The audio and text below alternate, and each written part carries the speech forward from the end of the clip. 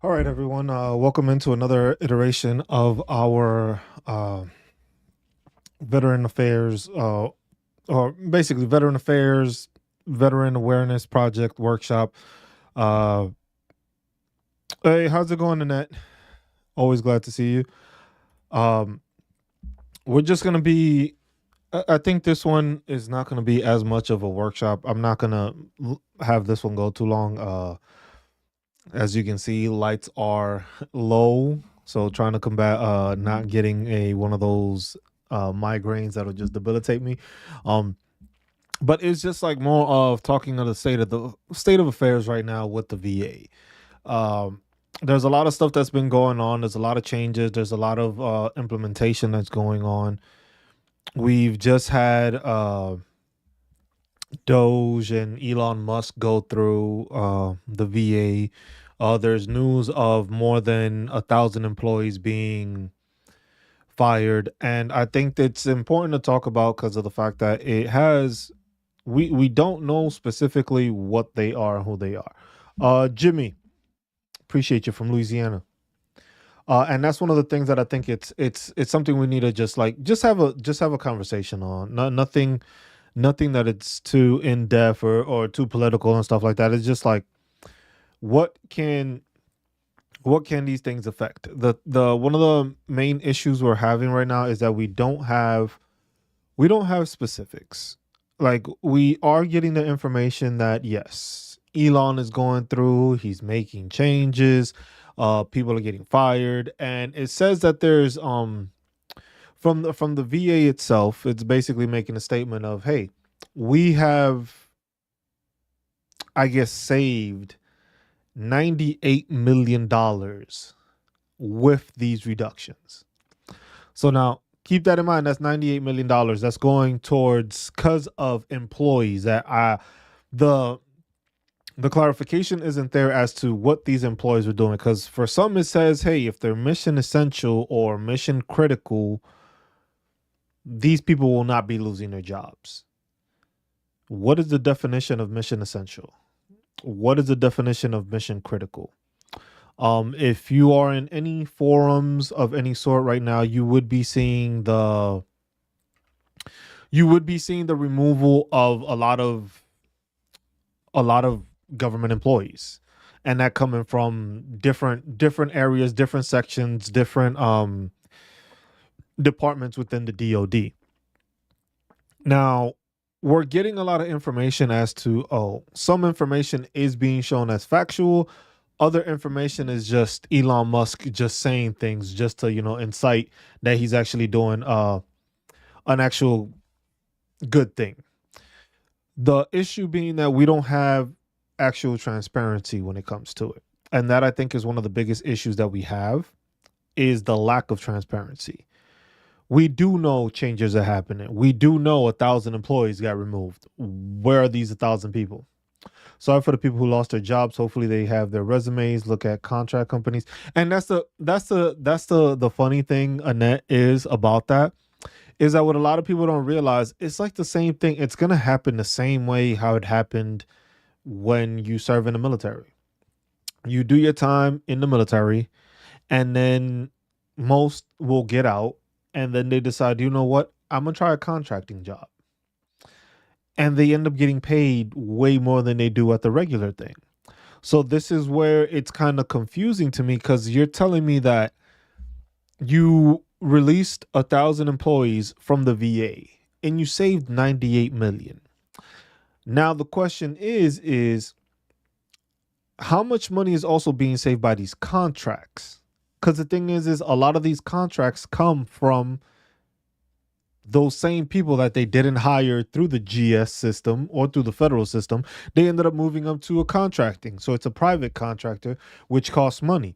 So I just find it interesting that a lot of these people, like, even if you go to VA News, which let me see if I even put it. I don't think I set it up, but even if you go to like VA News, right? You go to VA News, and what does it show? It gives you the information of what's missing, who's not there, stuff like that, right? So the whole thing is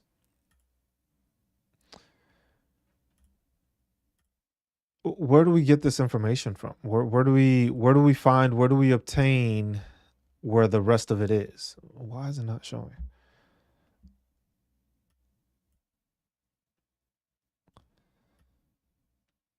So that's the big thing we have going on right now. So mission critical, mission essential, that's what we've lost. What does that mean? Who does that entail? Who specifically is losing their job? I think is the better question to ask, because the thing is that differentiates how it affects veteran affairs. Because the thing is right now we're already on a backlog, right? We're on a backlog with the federal system. Our appeal system is already like 3 years backlog. Just people trying to get appeals. You have 43,000 probationary employees across the department. So that's 43,000 people that are on probation. Basically, if people don't understand, when it gets to those jobs, it's a period where it's basically you have to survive those 2 years or 3 years or 1 year, depending on what it is. It's the underlings, and that's the thing, and that's why it's just like it's interesting that people don't understand. Like, people need to realize it's just like there's 43,000 probationary. They got rid of 1,000. They got rid of 1,000. We don't know where these 1,000 come from. That's the one thing that we have been lacking when it comes to transparency with this Doge thing. It's just like there's a lot of stuff coming out. There's a lot of information, but there's no actual documentation. Because if you're telling me that you fired 1,000 people and you saved $98 million, you should be able to show that. Why? Because this is public. This isn't a private corporation. This is public information. So those jobs that were lost, we should be able to look up with no issue. Like, hey, this person was getting paid this amount. This person was getting paid that amount. It's a public information. It's not like this is hidden. So the thing is that's what makes it more intriguing when it comes to looking at this. Is just like you fired 1,000, but you don't specify where these 1,000 come from. Some are probationary, and this is across all of the DoD. So this isn't only the VA.gov. See, it's negatively affecting the VBA. See, so it's like certain things, but the thing is, Chanel, there's no specifics, and that's where we have the problem. The thing is in the VBA, what part of the VBA? What departments within the VBA? Because these are large entities. The Veterans Benefits Administration and the Veterans Health Administration are two different things. Now, you work with, okay, but it's just like, where's the differentiation? Like, where do I know where my money actually went to? Because the thing is, it's fine. You are saving 98 million per year, right? I figured it's going to be the VA disability claims because it's going to be a backlog. It's going to slow stuff down. Because you got to remember, if you are taking away 1,000 employees and those 1,000 were the ones, hey, they could have been VA raiders that were on the probationary period. Because remember, the past couple of years, after the PACT Act was signed into play, the VA started hiring a lot of VA raiders. And they started getting more C&P exams. They started getting more of that. Are these the same people being, dismissed? Or are we saving 98 million for people that have been in place for so long that they haven't done anything? The lady who does the claims can't come without getting permission now. What do you mean by that, Chanel? Because that's the thing. It's just like all this stuff is there, but it's just, but veterans are taking a hit here, and I'm sorry to say it. I heard people with less than 2 years probationary. Yeah, that's the main thing. The main thing is probationary people, but then they say mission essential, mission critical. What is what? Because the thing is if you're able to remove these probationary people, then there means there's other people there that's doing it. But at the same time, according to the VA announcement, non-essential personnel, it's non-essential, but also probationary. But when it comes to the VA, they're just giving that announcement because this announcement came on the 13th, and it just says the dismissal of more than 1,000 employees. We don't have specifics on what that is. And that's one of the things that is just like trying to figure out. It's just like we don't have specifics on who actually like we know it's going to affect veterans, and if people want to say that it's not going to affect them, that's just being naive. I don't like, we don't got time for that anymore. The naive period has passed. We went through this and we said things were going to happen through the VA, and the VA secretary then says, yes, we are going to have no cuts to benefits or anything like that. Cool. Everything is going to be to make healthcare better. Cool. Um, Volunteers are gone as well. That hurts people, helping transport and show people where to go. It's just like, National says, I work with homeless veterans, and a lady from the VBA was coming every month to do a VBA clinic at my office. Now she can't come without getting permission, and last month VBA clinic was suspended. And that's what people don't realize. It's just like these are still people that worked for the VA. Now, give me the criteria as to why these people are getting removed. Because if it's probationary people, that means that they were doing the job, or at least working towards becoming a permanent staple at that job. Now, were these people not doing their job? Were they top workers? Was it just, hey, you're on probationary and we don't think we need you? We don't have that specifics, because the thing is these people are non-essential, right? But if they're non-essential, they also canceled the work study program. Oh wow.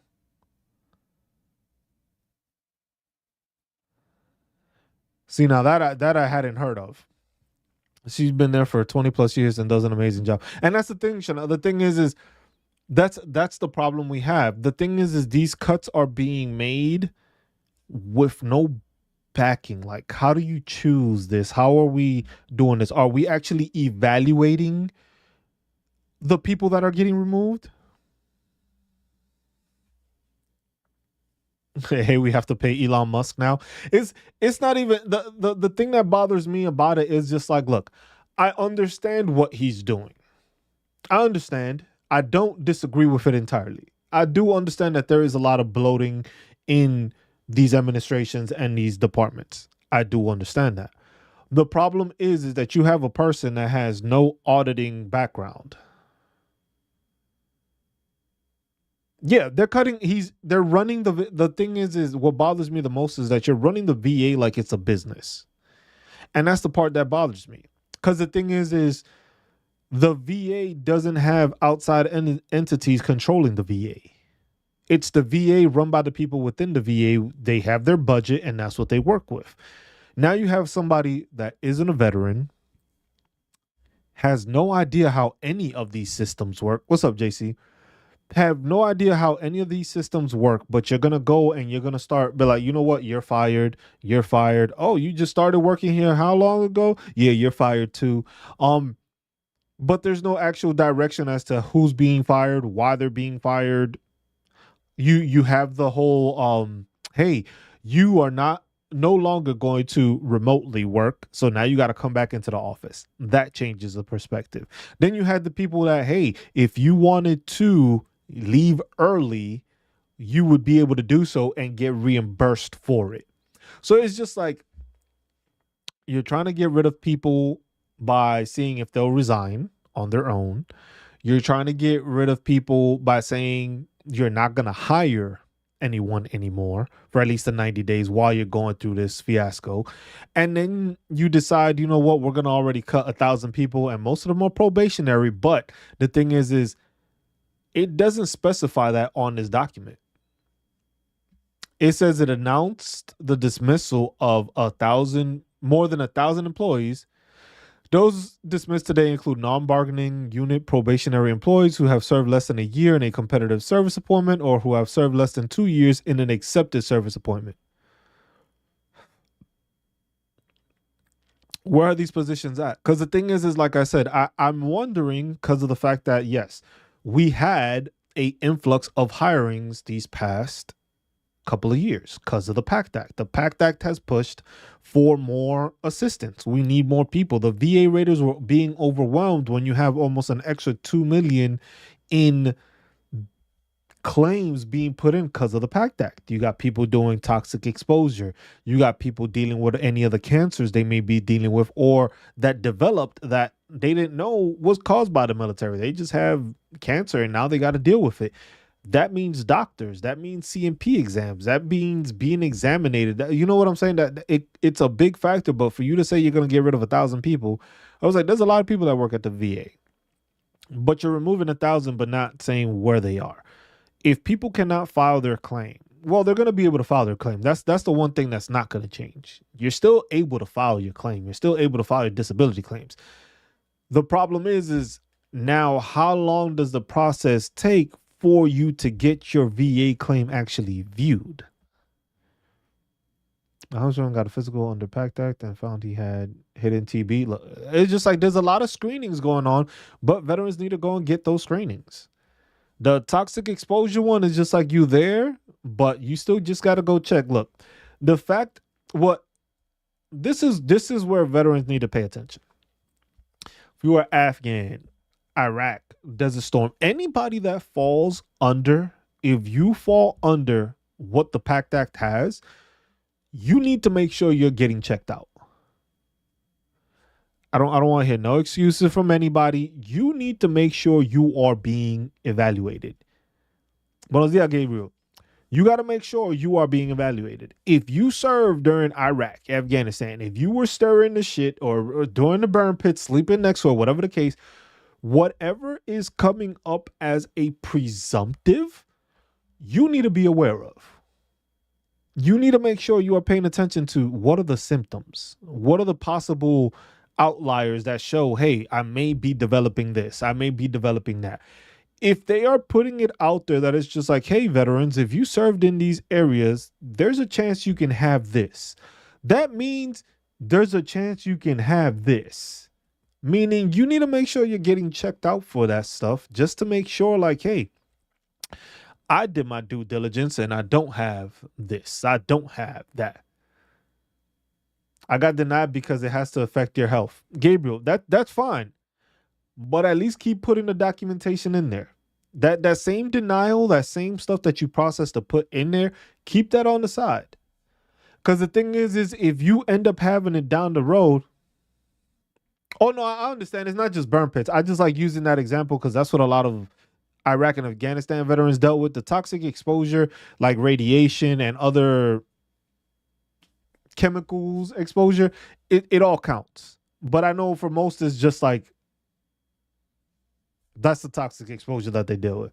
I did JRTC for 4 to 6. Yeah. You deal with a bunch of stuff. So, but it's just as veterans, hey, make sure to let your people know, go get checked out for this.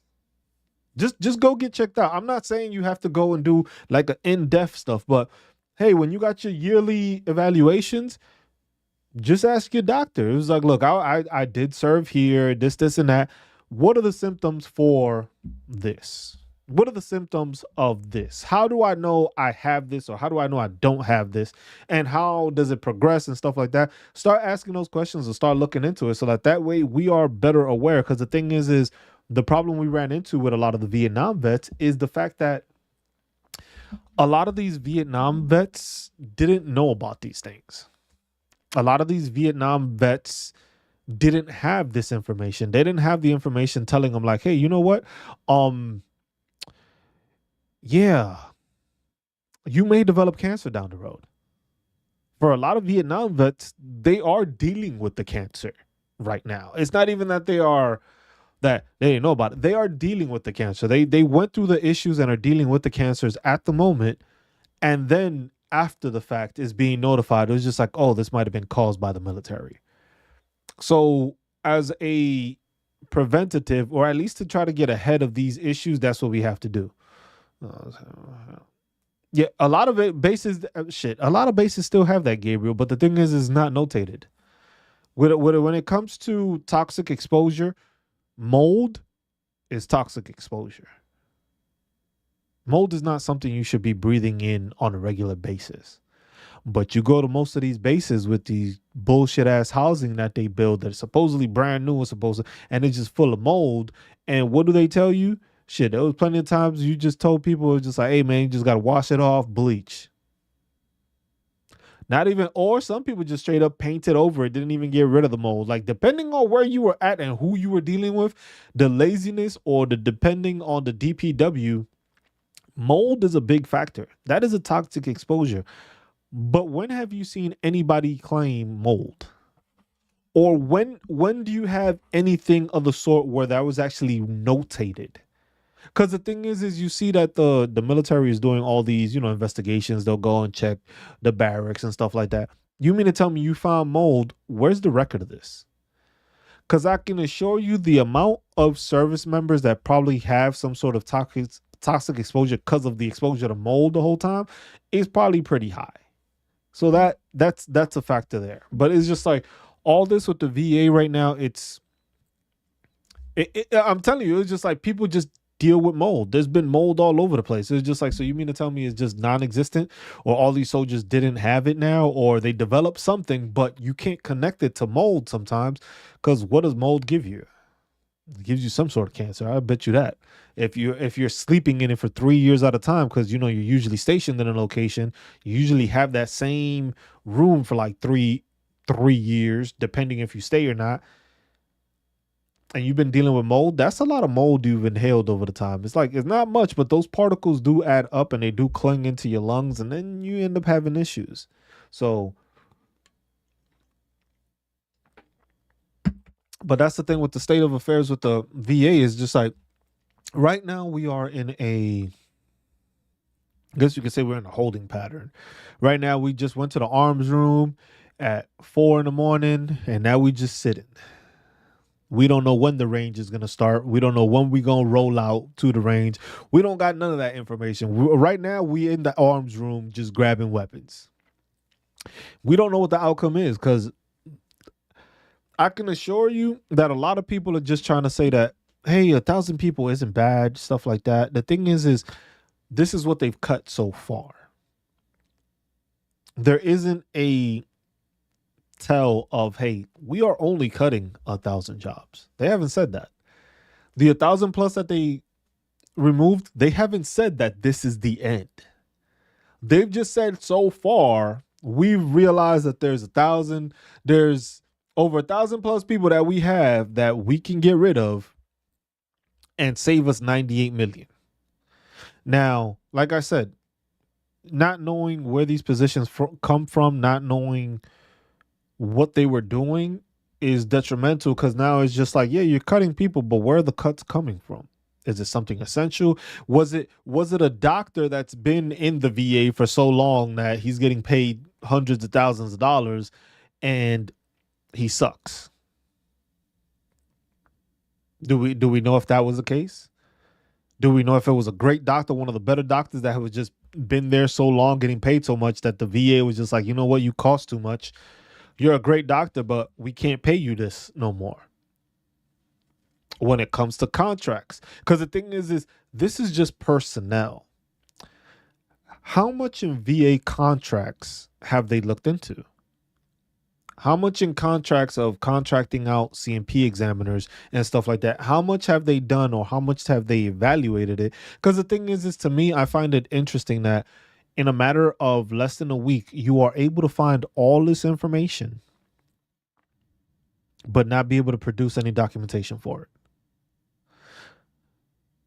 A woman for 20-year contract was fired. No insurance and no. See, look at that. Somebody just said, Gertie just said, a woman with a 20-year contract was fired. No insurance and no notice. That's kind of crazy to me, because it's just like, you were planning to get rid of these people, but then you were trying to offer them this whole, if you resign early, we'll pay you. The thing with that is that there's no appropriations and there's no money for that. Now, if we're dismissing these 1,000 plus people, is that going to be part of the money that's used to pay off the people that decided to resign?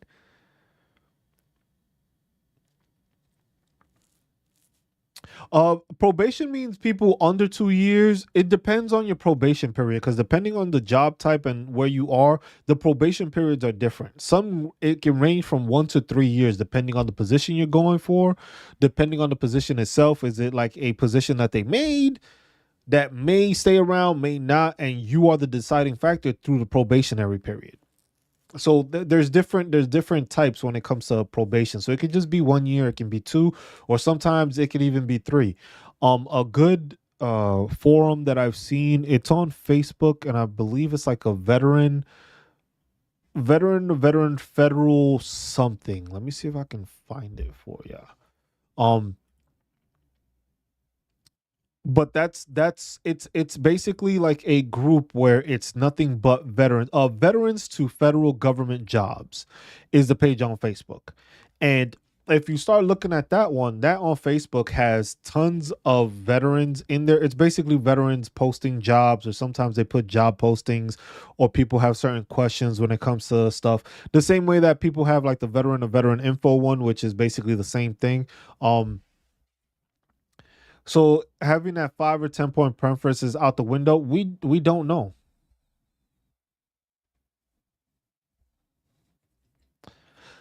Yes, that is one, Brian, that I have been hearing a lot. I have been seeing this story a lot, which is I read a story this morning. It says Sky was working at the VA for 12 years recently, got a new position, and he was let go because he was there for less than a year. So there are people that have been in the VA, like literally working at the VA for years already, but they got moved into a new position, or they got promoted to a new step or something. And since they're technically new in that position, they basically got fired. So not even like that's the crazy part. So it's like you had somebody that has been working in the system and has done a good enough job that they were able to get promoted, or they moved to a different job type, or different just a different job, but they were there for so little time that the VA just decided to cut them. So that's why I'm saying it's just like, how do we know who's getting cut and why they're getting cut? Because is it just because, hey, you only served 3 months at the new job, even though you've been working with us for the past 12 years? That's a big difference, because then it's just like this person has been in the system already. They've been working, so they should have a track record if they're a good employee or bad. But that's the same thing. It's just like, how are these people being evaluated? How are you evaluating these people? Like, are they meeting the criteria that is needed for VA raters? Like, are they meeting their quota? Are they not? How many mistakes are they making on their VA ratings when they do them? Like, all that information is, I think, important, because it gives us a picture of just like, you know what, this person got fired because he was trash. I got no problem with that. But like mentioned, and on the Facebook group, it was just like you see how many people, and it's just like the amount of people that have lost their jobs. And then this is the thing. This is not only through the VA. That's what people need to keep in mind. Another story that I saw was just a person posted that it was just like a basically like a department or a section within one of these things that was already understaffed. And they decided to still remove some people from them, putting more work on the people that are already there. So this is the other thing that people don't understand. Now, let's say you have a office of 20 people, right? You're supposed to have 20 people. You've never had 20 people. You've been operating with 13 people. So the jobs of 20 people were being done by 13. Now, let's say from that 13, remember you were supposed to be at 20, but you're at 13. They decide, you know what, we're going to cut another 5. So now you're operating at 8 out of 20. Now you can show that, maybe you didn't need those extra 20. Maybe those extra positions are there. I understand that. You get them removed, fine. But now the job that was being done by 13 people is now being sandwiched into 8 people. So now you're going to be overworking people. And last I checked, nobody really operates very well or is super efficient when they are overwhelmed with a ton of shit that was supposed to be done by somebody else. Nobody likes doing somebody else's job. I've never met anybody that did that. Um, so now you have less people doing a job, but you're not paying them more. So now you're gonna overwork those people that are there. So now let's say the VA raiders. If the VA raiders already had to fulfill a certain quota amount for that, and they can't meet the quota anymore because they don't have the people to do it. So then what happens? Are those people going to get fired? Or are you just going to have that backlog? Or are you going to hire people? Because remember, the ongoing thing that Elon and Trump are saying is, excuse me, is that you can only hire one person for every four that's dismissed. So one person out of the four being dismissed. That changes a lot. So you got 1,000 people that got fired. You ain't gonna be able to hire as many. You're gonna be able to hire maybe like 250. You just took away 1,000 jobs and you can only add 250 back because of their stipulation of doing it. Well, if you're asked to do more than employees need to ask for a reclassification. That's the thing, JC. That's the reasonable thing to do. The reasonable thing to do is, yeah, if you're asked to do more and your job description is now different, you should be getting compensated for it. Do you really think these people are going to try to do that? Yeah, and that's the thing also. And then there's the hiring freeze. So you're removing people without really giving them much of notice. It's just like, hey, bro, I'm sorry, you're gone. Which is crazy to me. And that's why I don't believe in the whole 2-week notice to a corporation or anything like that. I don't believe in that. Because of the same way you don't get the ability to get a 2-week notice. No job ever gives you a 2-week notice. Like all the people right now just basically did not get a 2-week notice. Like, hey, you are going to lose your job and you ain't going to have a job. You're going to have to figure it out. They didn't get a 2 weeks notice. Because at least the 2 weeks isn't shit for you if you've been having this job or something like that. But at least it gives you preparation. It was just like, you know what? Let me put my stuff together. Let me get my resume, start building my resume out, and I can start shipping this thing out. Because I know in 2 weeks, I ain't going to have this job. So at least I know the next 2 weeks I can say, hey, job available to start on this day. Can't do that if you don't get notified. So, but hiring freeze, you can only hire one out of every four you got rid of. And then you're just getting rid of people without even having an actual basis for it. So then that's the thing. It starts getting into questions. Yo, my brother, what's up, my man? Appreciate seeing you. I was just like, and that's the thing is like, you see those things and it's just like, okay, how do we fix this? Because at least 90, I don't know what day we're at when it comes to the hiring freeze. I'm not sure where we're at, but we're definitely not in the teens. We're at least 50 days in, maybe 60 days in. It's been maybe a month since they announced the hire. Not even. I don't even think it's been a month yet since they did the hiring freeze. So you have all this, and it's just like, you know what? Without this hiring freeze, nobody can get hired. We're getting rid of whatever amount we're getting rid of across the whole thing. But then the determination is also like, hey, it's like you remember in the when we were serving, it was just like commander's discretion. That's literally how it is for some of these jobs. I was like, commander's discretion if we need to get rid of these people or if we don't. So for some departments that are giving them the power that is just like, yeah, if you need these people, you keep them. And some is just like, they're getting rid of them. So like I said, it makes it difficult when you're looking at it like this. Like you have this, you have it, it's plain as day. And then the secretary says, to be perfectly clear, these moves will not negatively impact VA healthcare benefits. I don't know how. Okay. VA healthcare benefits or beneficiaries. In the coming weeks and months, VA will be announcing plans to put these resources to work, helping veterans, their families, caregivers, and survivors. So, like I said, that's 98 million. Just off of the workers that they've dismissed so far. Doesn't mean there's not going to be another wave of cuts. That's the problem that I think is ongoing here. Is just like There's no telltale that's saying, hey, this is the first thing. Because the thing is just like they are going to these places and they're just getting rid of people on first sight, basically. I was just like, oh, well, don't need this, don't need this. It could be an influential or beneficial program or section or something like that. These people are just looking at it just like, ah, this doesn't make sense. All right, boot it. So you got 98 million going towards that. Where's that 98 million going? Can you give me an explanation? Because I know there's contracts also that haven't been viewed. You haven't observed them. You haven't looked into how the contracts affect. Because that's the biggest thing with our government is contracting. The biggest expenditures are from contracting.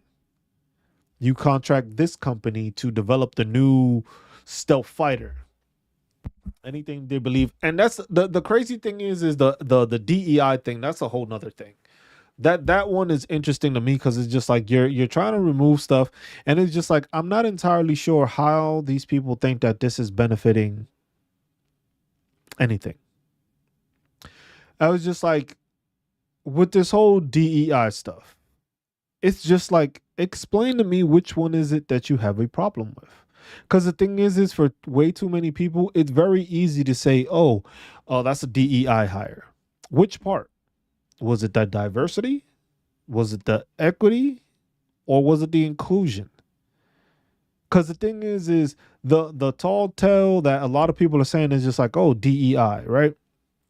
The part that bothers me is just like, what corporation do you know hire somebody that's not qualified? I'm just trying to figure that out because I still haven't been able to find a location or a place where that happens.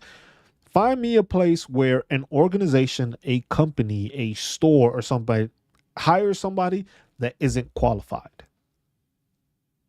Because the thing is what you're saying is, if you're saying that a person is, you're doing DEI, and that's because what? They are a person of color, or they are a woman, or they are disabled. I was just like, you mean to tell me that a company decided, you know what? I'm going to hire this person, even though I know they can't do the job, but they fit the DEI. No, let's stop the nonsense, y'all. That's just pure nonsense to even look at it that way. So what are you saying? So you can be telling me that some of these people were they removed because they were DEI hires? Is that what you're telling me? Or the DEI programs are the ones that are causing all this havoc and all that stuff, but then you fail to realize or you fail to mention where some of these things that are being purchased or some of these things that are being used are crazy. I was just like, look, the Pentagon has failed an audit for 6 straight years. 6 straight years. So you mean to tell me there's money that's going in from our taxes going in there? Like, look, I got no problem. I was in the military. We're veterans. We understand that. I got no problem with defense spending. I got no problem with that.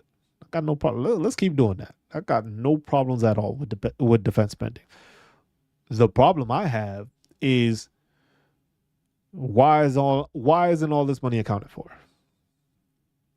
I was just like, when you see some of those billeting bills and those invoices and stuff like that, and you see they paid $1,000 for a damn fucking toilet. Where are these toilets at? Because I know they wasn't in the barracks. They sure as hell wasn't in the barracks. Where are these showers at? Because they sure wasn't in the barracks. You know how many rotations went through NTC or JRTC and had to deal with those showers? You know how many people had to go through those nasty ass showers that were like falling apart, that you knew you had service members going through it, but you still couldn't fix it?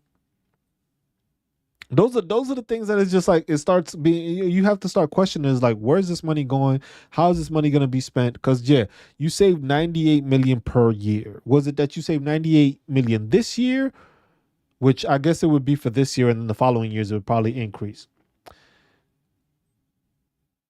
Money could have gone to fixing the barracks. That 98 million alone, but this is for the VA. So this money should go to where it's needed. So when it comes to healthcare professionals, With 98 million per year that you are gaining, that means you can probably get more doctors, specialists of certain kind.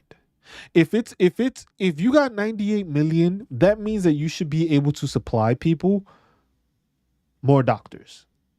If it means you have the PACT Act, if it means you have possible cancers, if it means you have possible toxic exposures, that 98 million should be going to those issues.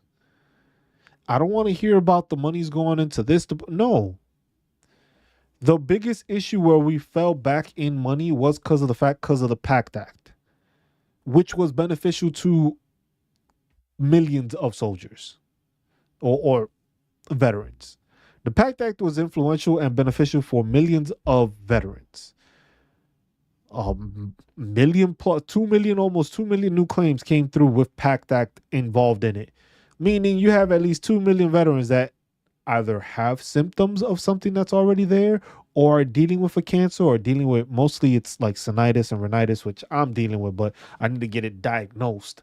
But clear as day, I have the shit. They've seen it. It's just I need to have a medical diagnosis for it. I don't need to claim it. I'm already 100% P&T, but it's just like clearly I was in those areas. Clearly, yeah, see my deployment record. Clearly, I made instances and said stuff about this, but it's just like you have to go through the whole process of it. But at the same time, it's just like you now see that these veterans are dealing with cancers. So why not put 98 million to those doctors? Now, if people were to say it that way, I don't think any veteran would have a problem. I don't think any veteran would have a problem if they were to say, hey, look, this 98 million that we just saved, we are going to put into healthcare, but it's going to benefit those veterans that are dealing with toxic exposures, cancers, those Vietnam vets that are dealing with the Agent Orange issues. At least we're going to try to help them on the back end while we can with this money we saved. Because where else are you going to put the money? You're going to take 98 million and what? You're going to decide to rename a facility. So you're going to waste like $1 million just to put a new nameplate or something on a damn. No, I was just like, let's talk about if we're going to be efficient. There has to be a plan on the back end. You can't be efficient but not have a plan. And that's the part that bothers me also. It's just like we have a plan to save money. We're going to cut money. We're not going to cut money from the VA. We're just going to limit where the spending is going to, but we're not telling you what the spending plan is planning to be. Like, yes, I know it takes time for them to develop that, but the same way they were able to get rid of 1,000 employees and tell me that they saved 98 million off the spot, it means that you should be able to look into and start looking at different contracts and stuff like that for doctors to benefit those soldiers and those veterans that need the assistance. Is that going to happen? We don't know. Who's putting this together? We don't know. Is Doge going to be in charge of that? And then the other part, Secretary Doug Collins is now in charge of 2 other offices. Like, bro, we got our own issues. The VA has its own issues, but now you putting the same guy in charge of 2 other departments. So this man is the head of 3 different departments. So now how does that benefit us as veterans if you mean to tell me that this person is in charge of 2 other things? Hey, Brian, I appreciate you tuning in, man. Appreciate you. But it's just like that's just like now it's just like not only is he the VA secretary, but I forget the other 2 offices now he's in charge of too. So now how do you mean to tell me that this person, knowing that there's the problems with the VA, knowing that us as veterans have been complaining about the issues with the VA, you're going to put this man in charge and split his duties 2 other ways? How is that beneficial to veterans? Because then he's not really going to oversee or really pay attention or keep in mind what to do with those 98 million when he got to deal with the other millions and the other departments also. I forget which one they said it was, but I just saw that and I was just like, that's so interesting for me to see. It's just like you have you have that issue now where it's just like this dude is in charge of different areas. How am I supposed to know that he is putting his due diligence or his full effort into fixing the VA? You can't say that anymore because it's not his only job. He has multiple jobs now. I was just like, something's gonna tank. Something's got to give. There's not gonna be a way to tell me or anybody could tell me that, you know what, this is what's gonna happen. This is, you know what, he's gonna fix it. Am I hoping he does? Of course I do. Of course I want him to fix it. The problem is like, how well is he gonna do of a job? How well is he gonna fix this? How is he going to be able to differentiate or prioritize veterans? I think is the biggest thing. How does he prioritize veterans? How do we know that, you know what, he's putting the VA department first? How do we know that? As a veteran, how do you know that? I was just like the same way. It was just like, look, like I said, I don't like to make things political, but this was what was voted for. Fine. Now we got to make sure they're doing their job. Because right now, as the look of it, of all the talk and all that stuff, we're not benefiting from any of this. We're not. Over time, possibly. But we still don't know what these rounds of cuts, what these rounds of budget fluctuations or changes leads to. Because, like I said, like with somebody mentioning that it was just a person that was doing a VA clinic that they've been doing it for years, lost their job. This was something that was benefiting veterans. Now, maybe she was getting paid a lot. I don't know. But then you have people that have been in the system also that have been getting paid a lot and they haven't been doing anything to actually progress. I was talking about Congress on that point, but y'all get the point also. But this also has to do with federal employees. It's just like at the end of the day, Congress is there. You have our Veterans Committee of, Senate Committee of Veteran Affairs, and you have the House Representatives Senate Committee of Affairs. You see these things, but it's just like, what changes are y'all trying to push? What changes are y'all trying to influence? Because it's just like the privatization of all this is not going to help us. The computers like at my job tracks the highest paid employees, and that's the thing, and that's what I think they are doing with a lot of stuff. Is just like, that's where it's just like, where is the evaluation portion of it? Is it we are fire dismissing these people because they don't want to say firing? No, it's the same shit. Are we dismissing these people because they were the highest paid? Or are we dismissing them because they were high paid and weren't doing their job? Or they were high paid and they weren't necessary for their job? Because those are the jobs we need to look into. It's like, hey, if you are making all that money, but you're not actually doing a job, then that is time to, hey, either we're going to move you to another department where you're going to actually do a job, or then, yeah, dismissal sounds a bit, doesn't sound as crazy, but at least give a notification. I was just like, these people literally had the deadline. It's like, hey, if you took the early out and pay, you're safe for now. But it's just like, if you didn't, you just maybe just got the boot. If you're on probationary period, that's not something you were expecting, because it's just like you just put in this time to make sure that you became a permanent position, and now you lost that. For some, it was just like they've been in the system for who knows how many years, but they took a new position in and they got removed because they were in the probationary period in that. So if you had a stellar worker that had been in the VA for who knows how many years, but they changed to a new job and they lost their job, you could have lost a very good, like, let's say it was a VA rater. Let's say this person had a high VA rater thing, and maybe they just worked on the health side, like administratively, and then they decided, you know what, let's go to the benefits part, VBA, and let's work on becoming a VA rater. Now, if a person was doing a great job on the other end on the health administration and then decided to move to the benefits administration, they lost their job because of that move, even though they could have been a great work. So that's kind of, it's kind of hard to imagine that.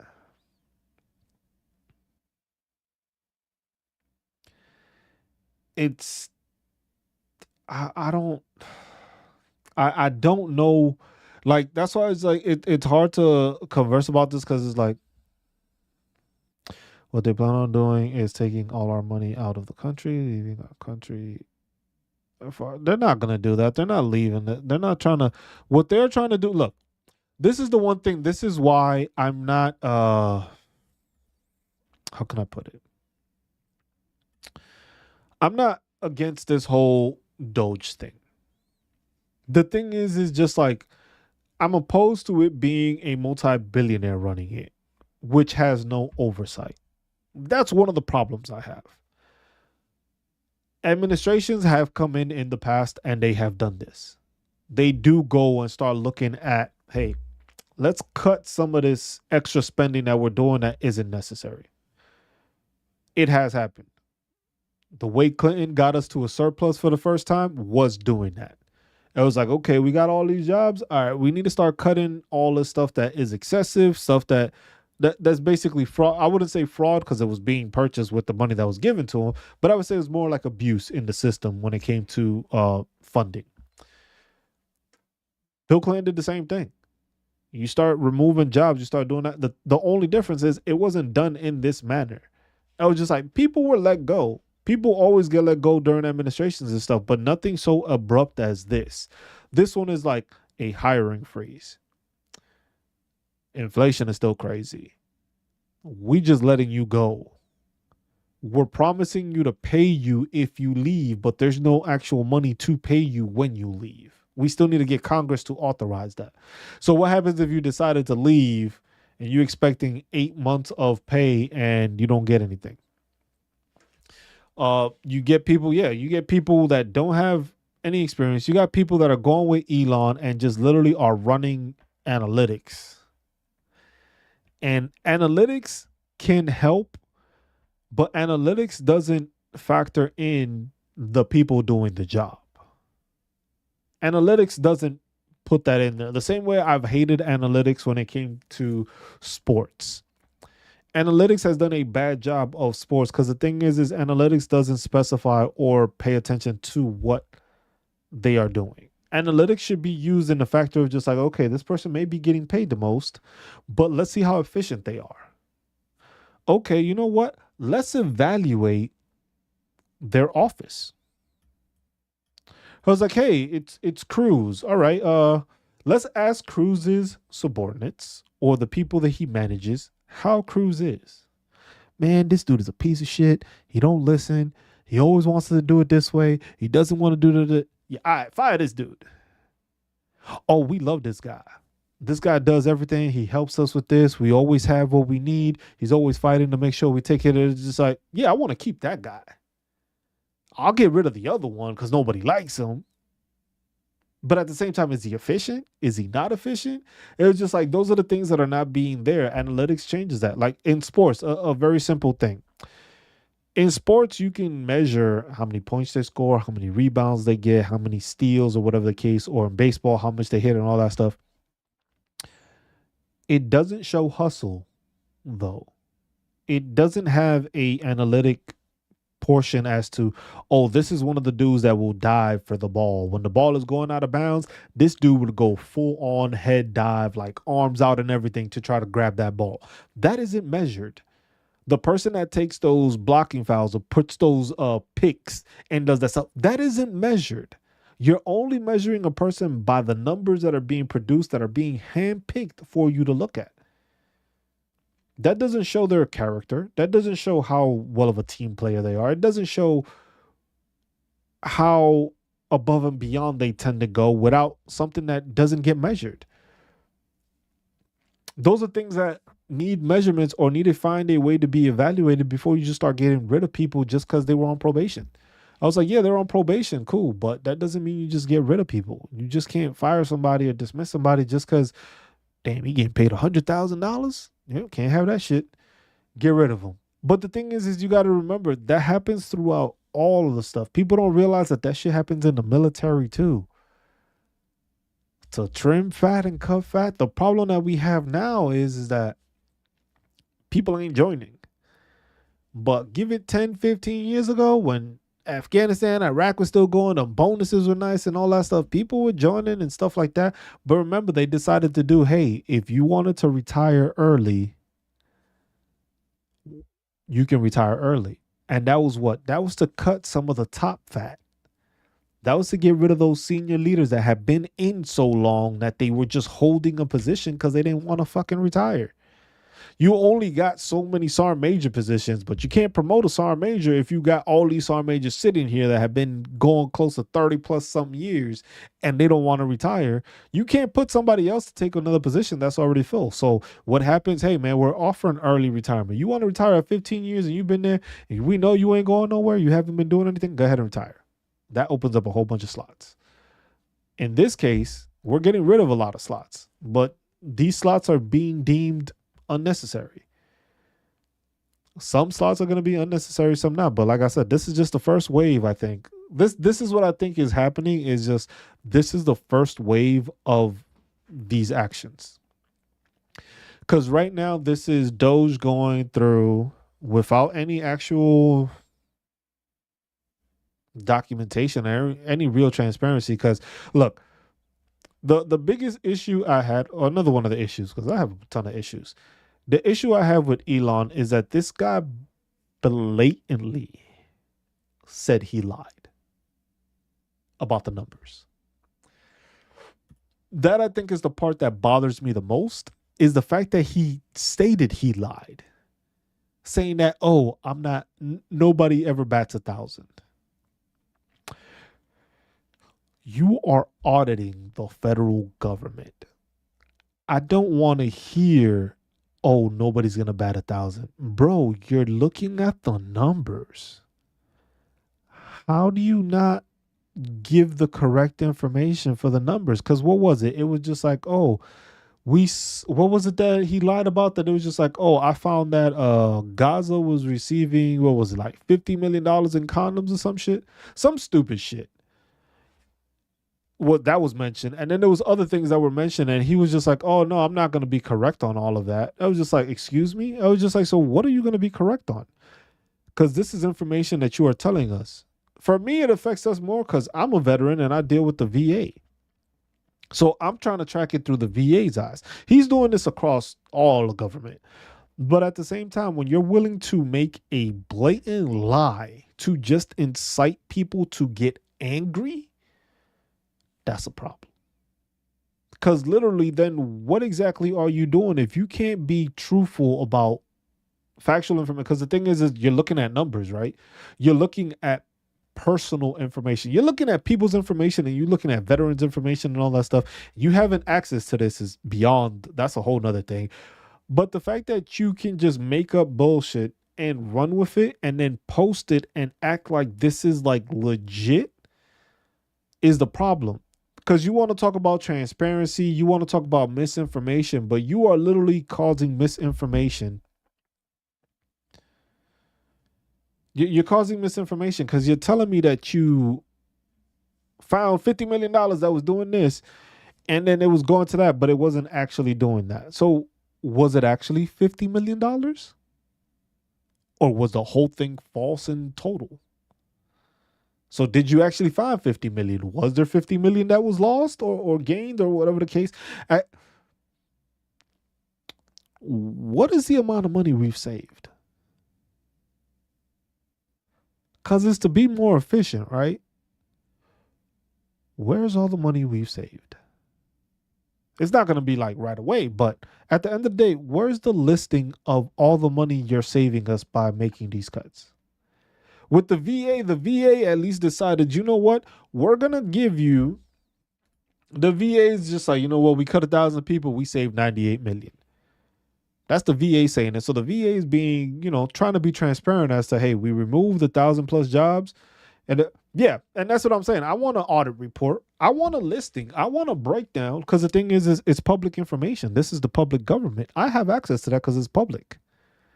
This isn't a private corporation where things are like hidden behind stuff. It was just like, oh no, well, this is private, so you can't use it. No, this is public information. We are able to look up what the budget looks like for these entities. The problem is that we don't have an in-depth look as to how they're spending it, but we know, hey, budget appropriations is this. Okay, you're finding fraud, waste, and abuse. Let me see it.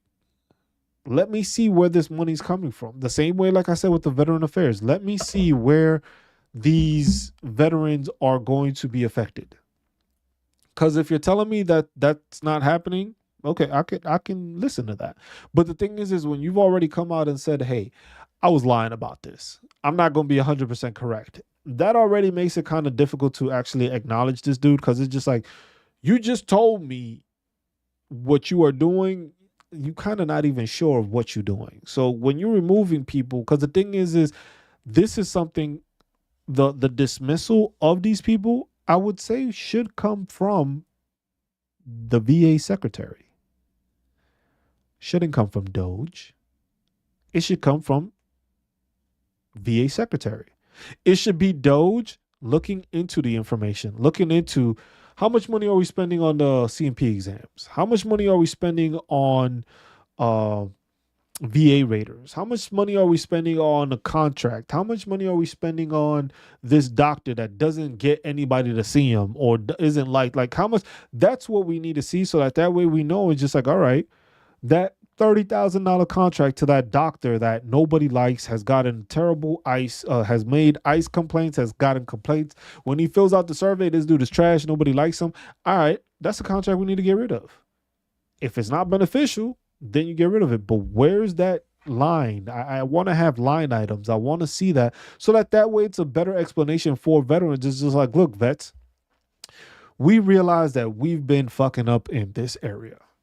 With the benefits, we've been messing up. We've been paying into this department or something like that, and it isn't even in use anymore. So we have positions here that have allotted funds, but the funds ain't being used, because there's a lot of that also. That's a lot of part that people don't realize. There's a lot of funding appropriated to these departments and these offices that is not being used. What is happening with that money also? Because like I said in the instance earlier, if you have that section or that department that has those 20 heads that is supposed to have 20 people, but it only has 13, that budget has an appropriation for those extra 7 people. What's happening to that money? Where's that money going? Because the thing is if you're not using it for those workers, that means you have 7 employees worth of money that you have available. But what is happening to that money? Because that would be, I wouldn't say that's waste, but it is kind of a waste if the money's just sitting there and it's not being used. Because if you're telling me you could hire 7 more people, but you don't need it, that means that 7 more people could go. But then, like I said, while we were serving, we could understand the fact that it's just like, y'all had, depending on your supply, the supply clerk and then the supply guy I had, this dude was great at his fucking job. But y'all know y'all went into that stuff that is just like, hey, yeah, let's say your supply clerk, right? It came to a certain time when, October 1st about to hit. So, new budget year and shit like that. How many times did y'all, maybe I did, maybe I didn't. But for me, I've had it multiple places, especially when I was working at division. That really happened. Hey man, you need anything? I'll take a sandwich if you go. But it was just like, no, not like food, like for the office. I'm like, what do you mean? I was just like, because we got money and I need to spend it. So what the fuck you mean? Like, I was just like, do you need, like, I can use a new monitor. A standing desk would be nice.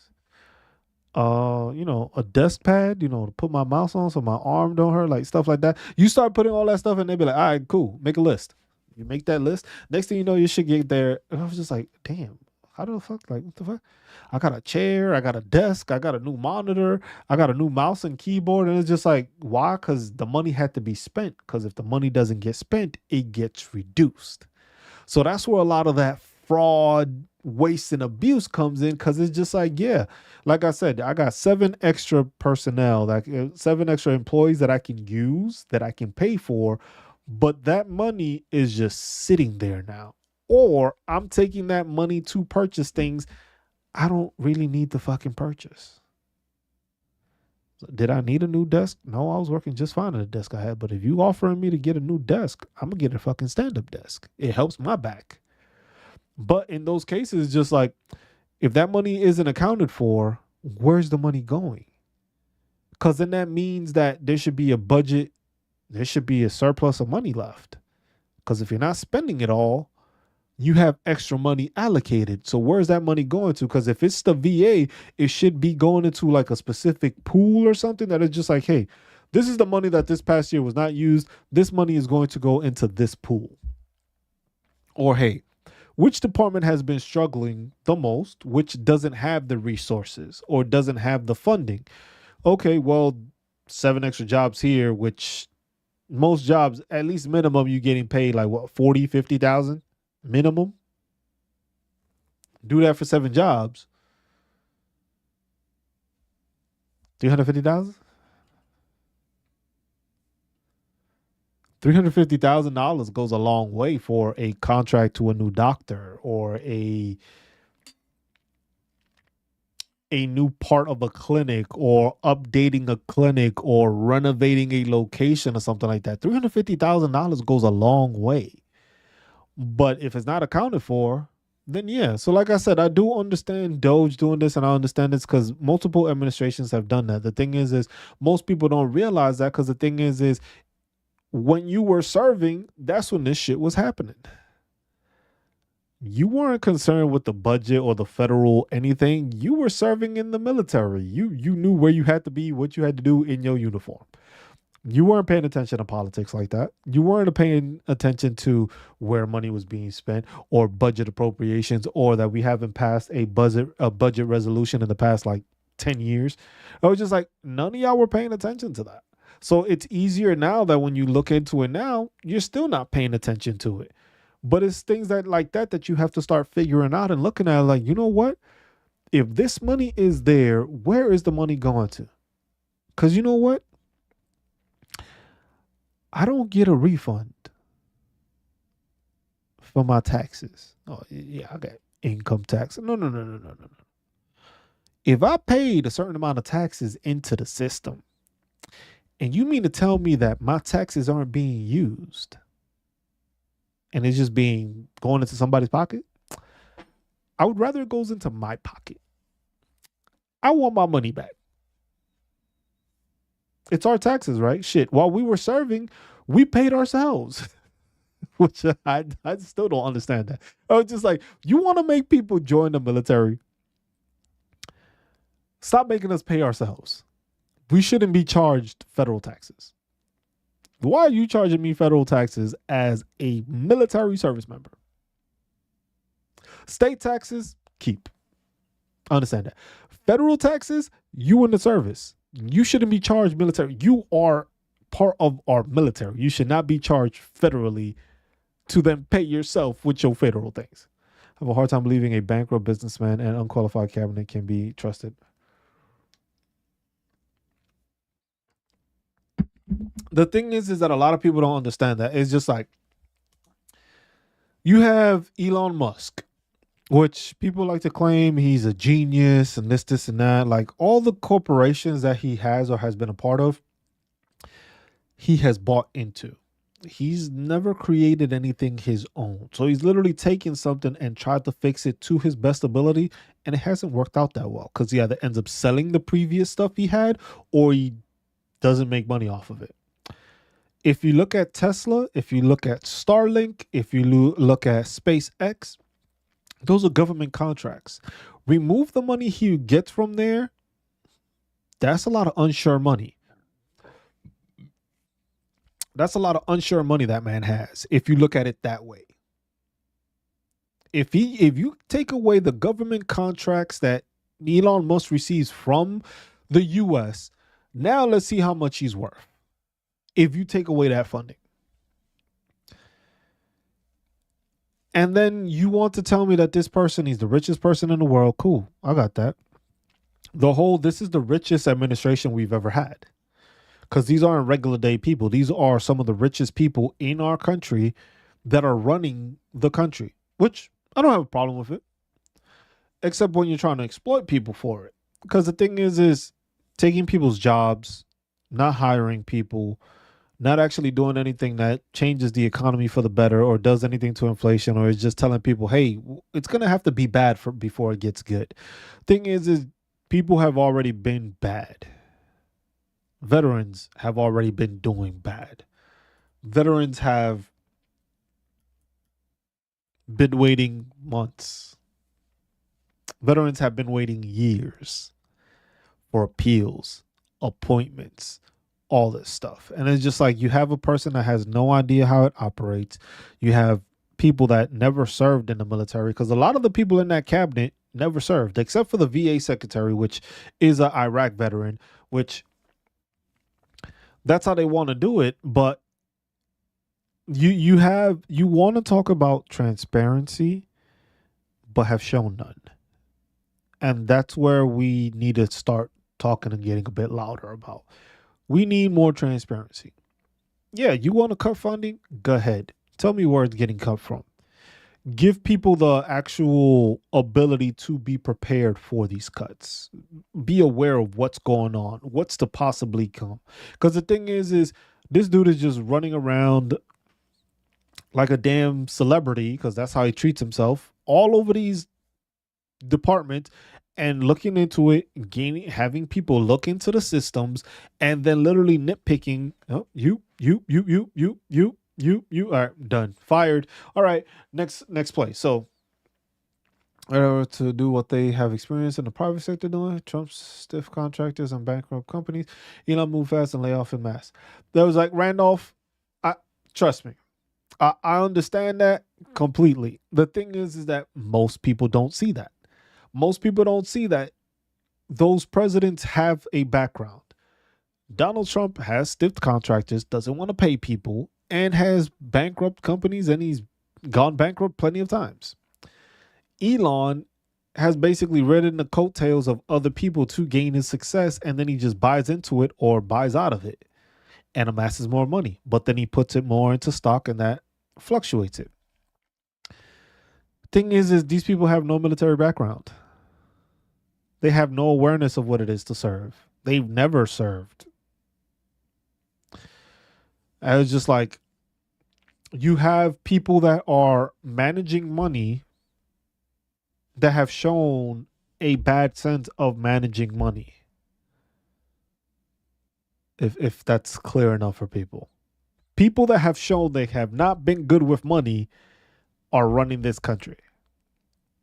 Because if you want to say Elon is successful, look, Elon paid $44 billion for X. That shit is only worth nowhere near it. It's not even worth half of it, what it is right now.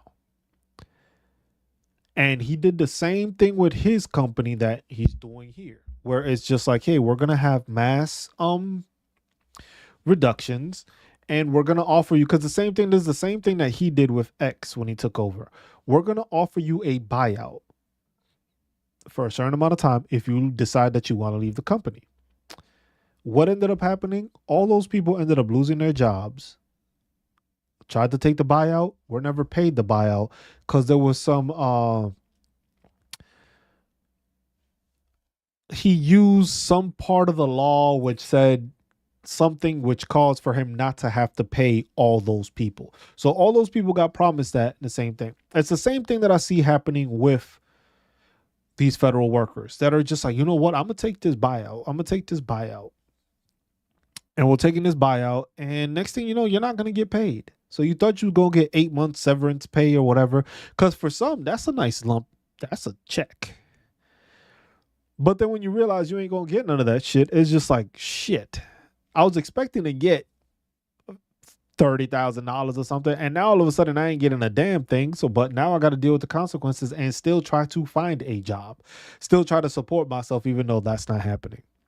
The other thing, when it comes to the military stuff, the whole vaccine thing. Oh, service members are able to come back into the service if they were forced out because of the vaccine or whatever the case.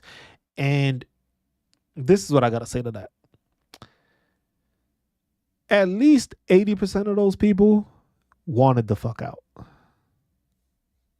Don't let's not lie about this. A lot of people they decide, hold on, you gonna let me get out the military, even though I got what 3 more years in this contract, and you telling me that if I decide because I don't want to take the jab, I can get out. Most of those people are out. They ain't coming back in. Most of these people were younger soldiers and stuff like that that are now getting more, making more on their disability checks than they are while they were serving. Without the problems, without the stress, without the stuff, you may have the issue where you don't have the friendship isn't there, the same thing. But at the same time, all these people decided to get out because it's just like, I'm gonna make more money. They figured out, oh, I'm making more money with my disability claims and doing what I'm doing, or going to school, using my GI Bill, stuff like that, using a VRE program, using that, and you're gonna back pay me to go back. But there is like a little fine print part to it. Yeah, they're proposing to let them in with back pay, but there's a little justification that I saw somewhere that I was trying to confirm, but I haven't been able to. But so I'm gonna just put this out, but don't take it for my word yet because I haven't been able to find an actual like document that shows it. But they're saying that it was like you'll get back pay to a certain amount depending on how much you made while you were out. So you would be getting back paid because you got to remember somebody's been out. It's 2025 now. That shit happened in 2020. People got out maybe 2021, 2022. That's still at least 2 to 3 years worth of back pay. But they're trying to deduct that back pay. So let's say you made, yeah, minus your pay since then. Yeah. So that is okay. So I haven't been the only one that heard that. So literally, whatever the back pay is, minus whatever you've made from your outside job. Or they're trying to say maybe with what you made in VA disability reduced, and then we'll let you back in. So you're not really getting back pay for the time you would have been serving. You are basically getting paid for what is being deducted from what you made and what you could have made. But like I said, most people ain't going back. Most people use that in shit. You're gonna get me out my contract with an honorable discharge. Nothing wrong because I don't want to take this thing. Let's do it. You know how many people got out of a 4 year contract, 5 year contract, 6 year contract just because they decided, you know what? I don't want to take this. I'm going to take my disability. I'm going to get out the military and I'm going to live my life. I served. I still get the benefits. I still get to use the GI Bill because I was in long enough to get to that point. I still have the ability to use all the resources through the VA, but I don't have to deal with the military for another 4 or 5 years.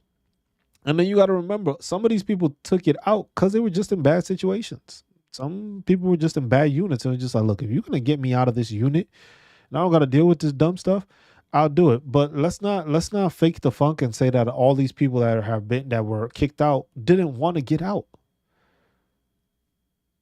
For a lot of these people, they are making more money off of their disability. So you mean to tell me they've been living their lives for the past 2 to 3 years, and now you expect them to come back into the military, receive the difference in pay that they've made and what they should have made in the service, and then deal with formations, deal with morning PT, deal with other grown ass men not being able to take care of their stuff. Like, mm, okay, if that's what y'all think is gonna happen, that's what y'all think is gonna happen. I do not see. I don't see that happening. I don't see that happening. I don't see a lot of people. They're gonna probably say, "Oh, this many people." Like the amount of people that got out, there's not gonna be that many people that come in. The amount of people that decide to come back in is not gonna change the tide of how many people join the military. Just because you're getting the back pay, but that's the thing. These are the issues that we have when it comes to transparency. Why? Because all this stuff right here, who heard about it? This that wasn't something that they made sure that they were going to propose. I was like, yeah, we're going to let you back in, but here's the fine print. The same way where a lot of soldiers just like, hey, you're going to get this signing bonus. After this signing bonus, you have to make sure you last this amount of time or you don't get in trouble with this or you don't get anything. And a lot of people get burnt that way. I've had a few people in our guard unit took out in spring 23, but they called them back to do rear attachment when we were on deployment. Oh, okay. So we have a few people in our guard unit took the took out in the spring of 23, but they called them back to do rear detachment while we were on deployment and said they could only do state orders, not just. So it works. That's not a bad thing. But at the same time, those people didn't get no back pay, did they, Randolph? They got called back, but they didn't get no back pay. Because how does that work exactly for the National Guard? Because the thing is y'all don't get paid full time. So whatever y'all been doing outside of it is clearly going to be way more than what you were doing on the guard or reserve side. So it's like, what back pay? They might try to tell you that you owe them. You know how these people are.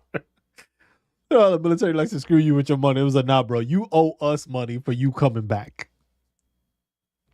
Because the money doesn't add up. But that's what I'm saying. It's like for active duty, it still doesn't add up. The amount of money that literally you would need to just survive throughout the year. Because look about it like this. A private negative, they didn't. See, I know they did it because that's not, they're not going to receive that. It's a tricky situation to tell people like, hey, we're going to pay you on the back end, but then not actually pay them on the back end, or at least tell them what the stipulations are. Because the thing is I bet you whoever is deciding, you know what, I want to rejoin again. Why? Because I heard these people are going to back pay me. Shit, if you telling me I'm gonna get back pay for like 5 years or 3 years, 2 years, 2 full years of back pay, bro, that's a bonus. I haven't seen a signing bonus like that. There's no SRB for the bonuses on that. But how legit is it? It was just like, we've seen this before. It happens all the time where companies are just like, hey, we have, and then next thing you know, it's gonna be, oh shit, we don't got the money. What happens then? Yeah, we don't got the money to the money. Congress never approved the appropriation, so we can't actually pay you. Oh, you wanted to get this federal, you wanted to leave the federal system early and resign early and get back. Yeah, we don't got the money for that. So I appreciate you resigning, but we can't help you because we ain't got the money to help you. Tell you, it's gonna put people in a lot of rough spots. And the thing is, like I said, all these like veterans are being removed. So you got veterans working in the veteran administration that are being removed. Not to say all veterans work great, but they're still veterans, so they understand what's going on. And one of my guys hit me up and told me I was kind of mad because they were on active duty orders working the armory whilst I was in the 120 the set box.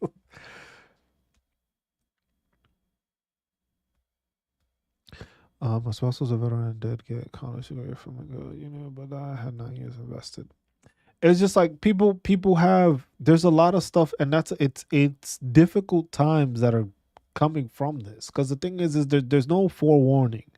Like I can't specify for like the Clinton administration or Obama or the Bushes or even like have the decency to give these people an actual breakdown of what's going, because a lot of the stuff is just like, it's easy to sell you on that stuff. Like, look, you know how many veterans right now, if I were to tell you, look, I'm gonna pay you back pay for the past 5 years if you decide to come back in now, that's enticing for some, depending on when they got out or what rank they got out. 5 years of back pay, but then they tell you, oh well, but we got to deduct. It was just like, bro, so you giving me what, 1 year's worth of payback to do another what, 4 or 5 years? So shit, in my case, if I were to go back in, that would mean going in depth. So I would give you 10 years for not even a year's worth of pay. Nah. I'm going to bankruptcy. You only have to pay your highest creditors. That's the But that's the thing, is that's the easy way of doing it. I'm currently 9% trying to get employability. Stephanie, it just depends on what you have. Always, what is not worth it, Kath? What part isn't worth it? I was just like, look, if you're going for unemployability, remember that's something that Project 2025 talks about removing. Your best bet is go for the 100%. Go for the 100% P&T. Don't do, like, if you can file for going back in, hell no, it's not worth it. It's definitely not worth it going back into the service. No matter, like, look at the life that you live now. Unless, but this is a case by case basis. So it depends on who you work with, who you live with, what your circumstances are, depending if you go in or not. Will it benefit you and your family? Maybe. If you're in a tough situation, maybe it does make sense to go back in. But in some cases, if you have your disability check is sometimes more than what you were making while in service. Because you got to remember, while you're getting paid, they're taking those federal and state taxes out. You're not getting it tax free. So that's a big difference in a paycheck. Depending what rank you were, that changes. If you were E1 through E4, you got that 14% raise this year, which was needed because shit, I think a private going into the military was only making like 24, like close to 25, 26,000 a year. And that's crazy. The British I heard about the reinstatement said they would be eligible for the TRICARE benefits. That shit don't make Randolph, TRICARE benefits are not that crazy that y'all gonna retroactively doing it. Now, are you saying that anytime I went to the doctor or something like that, y'all gonna pay for my medical bills?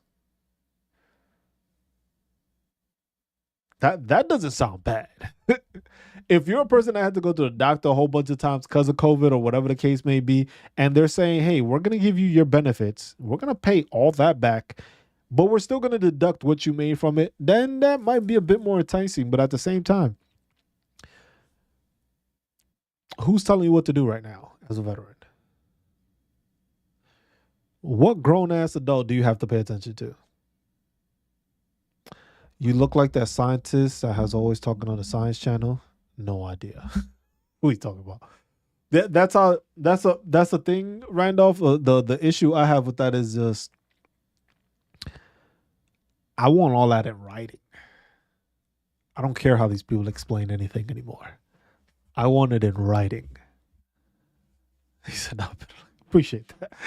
I was just like, I want that in writing. I want all these benefits. I want all this back pay. I want all this structured, and I want it in a document to show me what it is you're paying me, how it is you're paying me, what it is you're covering, what's not being covered. So I don't get hit with any gimmicks or anything on the other end. It's just like, hey, if you are going to reinstate me, what are you providing me? Am I getting the back pay?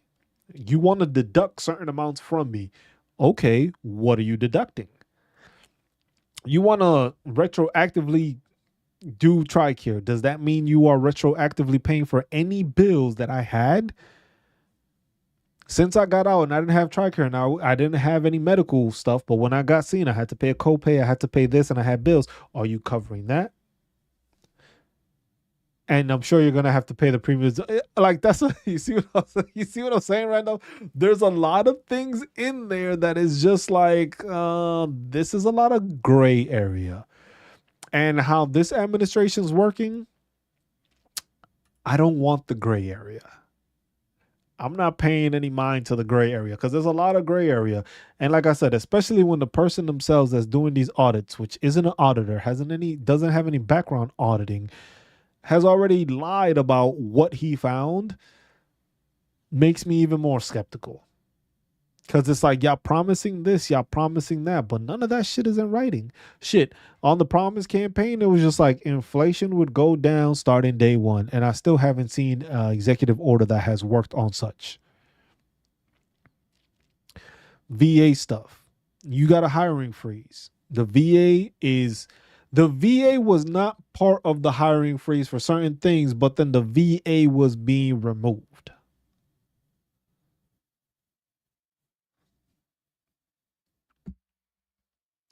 But Randolph, that's what I try to look. This is the one thing that people like. This is where I know I've lost a lot of veterans when it comes to this channel, when it comes to talking on the political aspect. Every veteran has their own political aspirations. You have your own political beliefs. You have your own political agenda or opinion. Fine. I don't give a shit what side on the border you are. The problem I have is when veterans are being naive or have these illusions of some shit that doesn't exist or they're not paying attention to. A lot of the stuff that's been written out has been in Project 2025. A lot of the stuff has been in Project 2025. You got veterans that saying he's not associated or whatever. I don't care. At this point, it doesn't really fucking matter.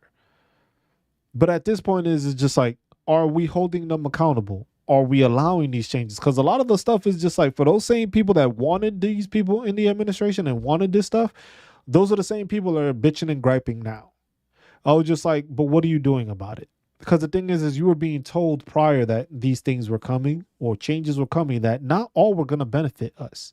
Because the biggest thing that they talk about is, yes, you are going to get, we're going to take care of your health care. We're going to take care of the benefits and stuff like that. But there's no plan. But in order to do that, they want to remove money from one location to then bring it to the contracting situation. With TDIU, they're talking about removing it in total. Another thing they were trying to say is, at least this was in Project 25, where they said about secondary issues, where secondary issues were not going to be compensated unless it was caused by the military. Now, think about that. For a lot of veterans that have filed secondary claims to a bunch of things or have one service connected and a bunch of secondaries to it, imagine how that affects a veteran that way when it's just like you can't claim those secondaries. So all that shit that's happening to you after the fact of what you had is no longer claimable. Like, that's why it's just like veterans need to do a better job of paying attention to what's going on. Because the thing is a lot of people are just like stuck in the wind, not paying attention, not looking into what is actually going on as veterans. You're not paying attention to the fact that these changes are happening. You still have tinnitus possibly changing. You still have sleep apnea possibly changing. You still have mental health changing. And the tinnitus and sleep apnea is still final action date of April, where we may find something or they may push it back. And then for the mental health, it got moved all the way to August when it was here in April. These are changes coming, but at the same time, how do these changes get affected when you can't hire nobody new for some time period? You're getting rid of people that were already there. Where does this money go? If you got 98 million, that means 98 million could at least go into contracting. What are you going to do? How are you going to contract? Who are you going to contract? What's the biggest need? Because that's not what's being evaluated. If you're going to evaluate a department, you have to evaluate it as a whole, not just the financial aspect of it. And that's where it's like, yeah, you want to make it more efficient. But like I said, if you are firing the wrong people, it can be more detrimental than beneficial with these removals. If it's one of the hardworking people that knows the system, that has done everything for the system, you decided to fire them because they've been there so long, but nobody else has that kind of level of expertise or knowledge, you just basically setting us back, because now the person that knew everything is gone. So now another person has to work on the issue when we already have a backlog of stuff, and that pays it. Like, it's a lot of stuff that contributes to it. Identity politics on both sides, in my opinion, are detrimental for constitutional rights for all American citizens, regardless of race, religion, or creed. Randolph, the thing is I understand that, and I'm fully with that. I want everyone to benefit, but some people may call that being a socialist or something. But whatever. I want everyone to benefit. The problem is that sometimes when you have these issues of these personnel, these people, where they just don't want to listen to it. It was just like, oh, I'm a Republican. Oh, I'm a Democrat. This. It doesn't matter. Is it benefiting veterans? Is it going to help veterans? Are we going to get more benefits from it? Are we going to get more CMP examiners? Are we going to get better VA rating? Are we going to get more judges to do the appeals court? What are we doing? Because it's just like, look, it got voted for. It happened. There's no changing that. Donald Trump is in office. There's no changing that. Somehow fucking Elon Musk is running stuff through Doge. Mind you, that's already happening. The thing is how do we cause it to make sure we are being affected in a positive way? Because right now, cuts, it's not to the benefits directly, but at the same time, I'm not really cutting your benefits if I'm removing secondary claims. So basically, if you have any secondary claims going forward and I'm not agreeing to those, I'm not cutting your benefits. It's not a benefit you had. See what I'm saying? Yeah, and that's what it is, and that's what I want. I want stuff that will benefit veterans. The thing is most people don't see it that way. Most people just see it as, oh, it's a Republican doing it, so it's going to be great, or oh, it's a Democrat, it's going to be crap, or vice versa. And it's just like it doesn't matter. At the end of the day, you're still a veteran, no matter who the hell is in charge. Now, are they doing what they need to make sure you are taken care of? You have better benefits, you have better stuff to take care of the stuff, or are you being able to be contracted? Or hey, you know what'd be crazy? Or just a good idea? Hey, if you know you have a doctor that services the issue you are having nearby, is there a way to refer a doctor to get a VA contract? That'd be something simple. And then let them work it out with the doctor. I was just like, look, I need specialty care, and this dude is across the street from me. But since he's not on the VA contract, I can't use him. But you want to send me 2 hours away? I was like, I got this dude right here. Is there any way we can do like a little small contract, even if it's a one-time thing or just seeing it and doing it that way? Figure something out like that. Because the thing is we have specialists across this country, but not all of them are relegated to the same area. Most of these people stay in the areas that are gonna make them more money. It makes sense.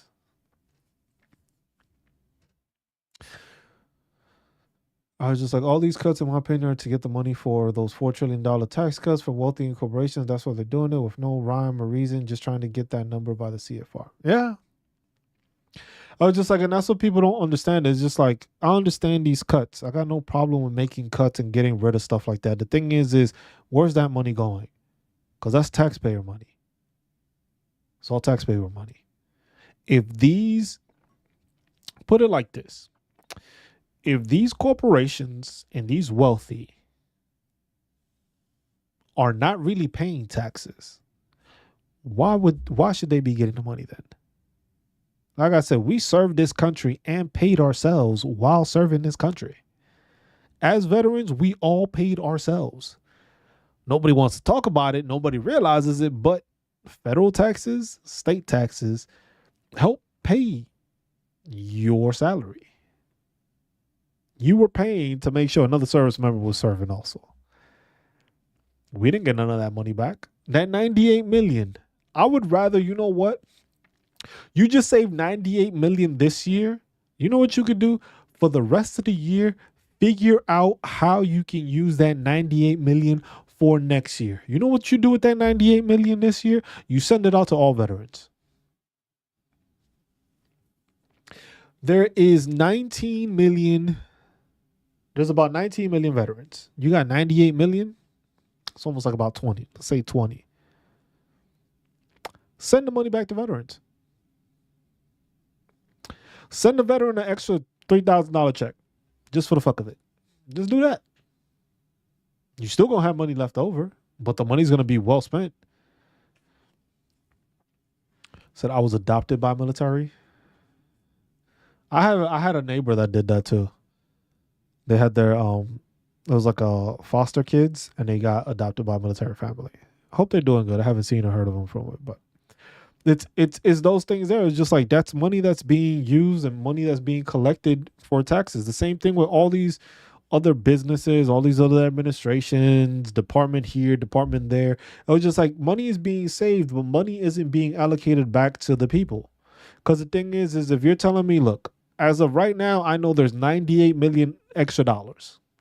That's just off of the VA. With all these reductions in all these other offices, how much money have y'all saved? Oh no, Randolph, that it's been explained already and it's been shown in that proposed taxes package that the Republicans have pushed through Congress. I believe it passed the House already. I forget what it is. There's not much cuts for us, the regular people. So that's already been shown, but people don't understand it. People don't want to listen to that stuff. And it's just like, that's what makes it hard in general to deal with this. It's the same thing that makes it hard for dealing with veterans. Like, I got no problem cursing a veteran out. My whole thing is I want to assist veterans to understand where to get their benefits, what their entitlements are, what their information is. That's why I do these on Sunday to teach them. The problem is that you have some veterans that are so thick-headed that don't want to listen or believe into anything besides what they heard or what they saw, that they don't have an open enough mind to understand that at the end of the day, whether you like it or not, whether you believe it or not, things are being done that you cannot directly affect, but will directly affect you. No matter what side you're on, and you're a veteran, if you don't have enough VA raters and you're trying to file a disability claim, you lose. You don't have enough doctors to take care of you when you go to try to get seen, and your appointment is 4, 5, 6 months out. You're the one that takes the hit. When benefits get cut across, even on active duty, where before the credentialing system was 4,000 every year, it's no longer like that. That changed. The tuition assistance, that changed. Those things change, it affects a veteran. My husband's VSO said his job may be cut, and that would be a great loss to our community. VSOs being cut. Now imagine that you have the people being cut that actually are accredited, that are there. That takes, and who does that affect? Veterans. Doesn't matter if you were Republican, doesn't matter if you were Democrat. At the end of the day, if you don't have the people doing the jobs that are needed to help veterans, it doesn't fucking matter what side you sit on. You still gonna lose. If we're not actively trying to pursue this and trying to make changes and try to identify what's going on, mainstream media and social media. But that's the thing, Randolph. That's why it's easier. That's why I say sometimes I don't gain enough traction sometimes with these streams, because of the fact that I don't gaslight veterans. I will easily call out a veteran for talking nonsense on here, which sometimes has gotten me in trouble. But I don't gaslight veterans. And that's the one thing. If you notice a lot of these other influencers, a lot of people on these channels, what they do is that they'll post, like, you see the thumbnail and it's something like, we're losing our benefits. And then you listen to it and it's just like, bro, you didn't explain anything. You just basically scared veterans into thinking that they were going to lose these benefits, but didn't give an actual explanation, didn't give like a document where they read it from.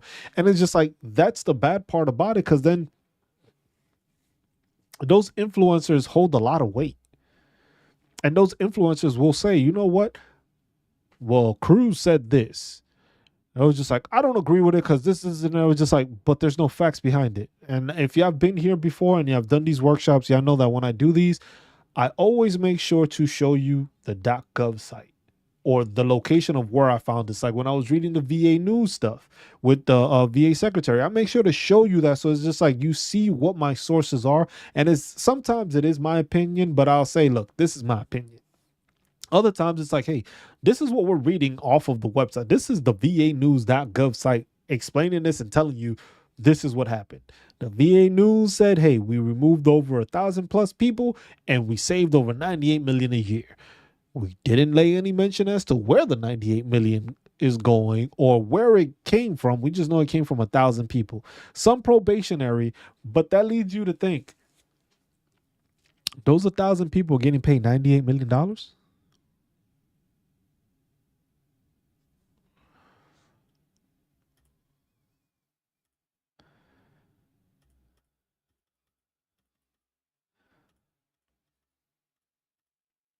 That means if you calculate it, if you just calculate it, right? That means that these people, most of these probationary people that just got hired, you mean to tell me we're making 98,000 a year? That shit don't sound right. You can look up GS jobs and the classifications and the steps. People ain't making 98,000. Oh, they're counting pay and benefits. Okay. That I didn't know.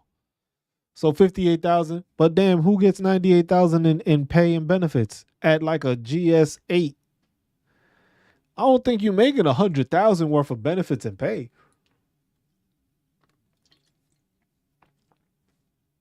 I was like, that gotta be some great health insurance. So it was just like the doctor comes to you for everything. It's just like I don't think healthcare is worth that, because like at that level, you get in, you're maybe getting maybe like let's say 55,000. You mean to tell me that healthcare costs 33,000? I know healthcare is expensive, but 33,000 in healthcare? I don't think you pay 33,000 in healthcare when it comes to premiums and stuff like that. That's outrageous. They're just like there's a lot of money going there. It's just like that's what I'm saying. It was just who lost their job? What position lost their job? How much were they making? Because 98,000, if you just divide it like that, you're allocating 98,000 per people if you have it at 1,000 people. 98,000,000 people, you're allocating $98,000 to them. Now, that's a lot of money to allocate for just 1,000 people. That's a lot of money. So where's the money going to? Where is it like, these are the different things. It's just like, these are the different things we just got to pay attention to. Like I said, I don't like gaslighting y'all. That's why y'all see I don't make a ton of videos. I'm trying to make more videos, but at the same time, I don't make a ton of videos because I start noticing these things because it's just like I don't want to come across as I'm trying to gaslight people. And that's the biggest issue where it's just like, uh, they're gonna change the mental health ratings. They've been saying that shit for like 3 years now. It's basically 3 years. In 6 days, it hits 3 years since they first said that they were gonna change the mental health ratings. And people have been like, "Oh, you got to do.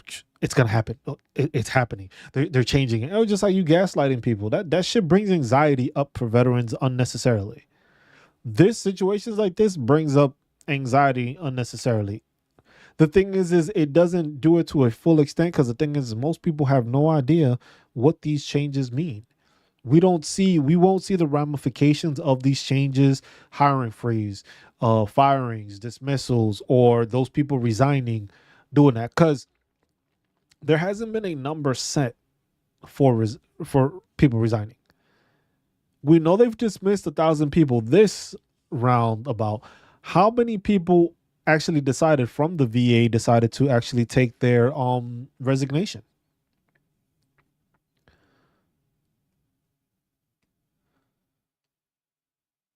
Shout out to Vera call on Tuesday. I can tell in their voice they were over it. The call was scheduled Monday, but I guess they didn't have anybody to call that time frame. And I was just like, people, a lot of these offices have been understaffed. And that's the crazy part about the VA. A lot of these offices have been understaffed. And you are removing even more people from a office that was already understaffed. So you ain't have the people, and now you're removing even more people. So those phone calls, talking to the VA, imagine like, look how long it takes to just get the damn VA on the line now.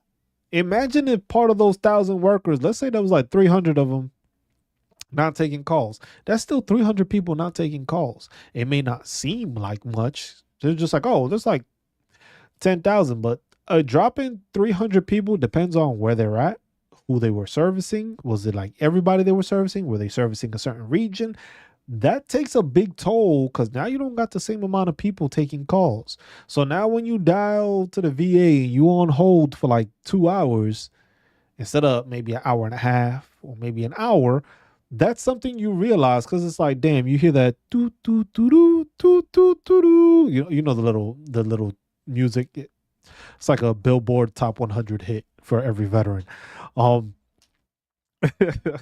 but you have that, and it's just like I don't know, y'all. Like I've been in a state of anxiousness. Like I got the lights low because my head was kind of hurting. Coffee has helped, but hopefully it doesn't turn into a migraine later.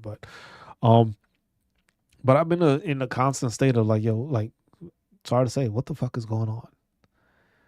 Just like a lot of benefits are being taken. Well, not taken, but a lot of things are being removed. A lot of things are being changed, but there's no plan for it. If it's going off of Project 2025, there's a plan. The thing is some of the stuff is being contested by federal courts or judges. So some stuff is being stuck, some is not. Some they're saying that they don't care what the judges say, they're still gonna do it. So it's just like it's a very slippery slope that we're in right now when it comes to it. When it comes to dealing with the VA, I was just like people are tired. We know how us veterans can get. People are tired. Some of us veterans are obnoxious. Some of them are just rude. And it's just like, these people don't owe you shit. The VA workers don't owe you shit. But we take it, sometimes people take it out on the VA workers. The VA workers don't owe us shit. They're doing their job. So our job as veterans to treat them with respect and not just try to hound them because we're trying to make it seem like they're the issue. I was just like, they're doing their job. Some people did not have a choice. They received an email and told not to come in. I just saw a YouTube video of a guy who moved his family from whatever. Yep, yep.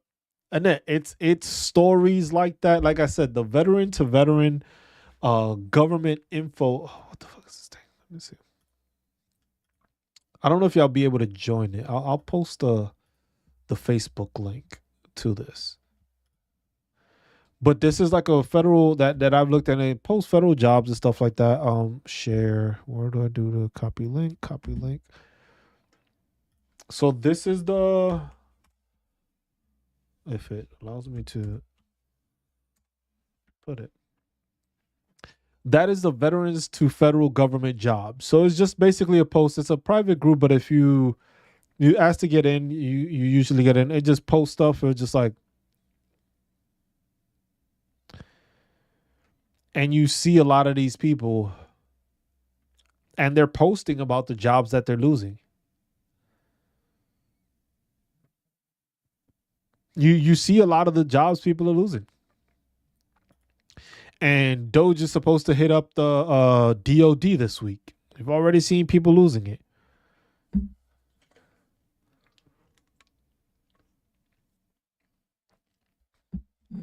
It was just like, there's people, tons of people posting, and it was just like, in cases like that, that's what I'm saying. It's just like, it's very detrimental and it hurts veterans. Or shit, not even, it's just not veterans, because the thing is some of these veterans are losing these jobs.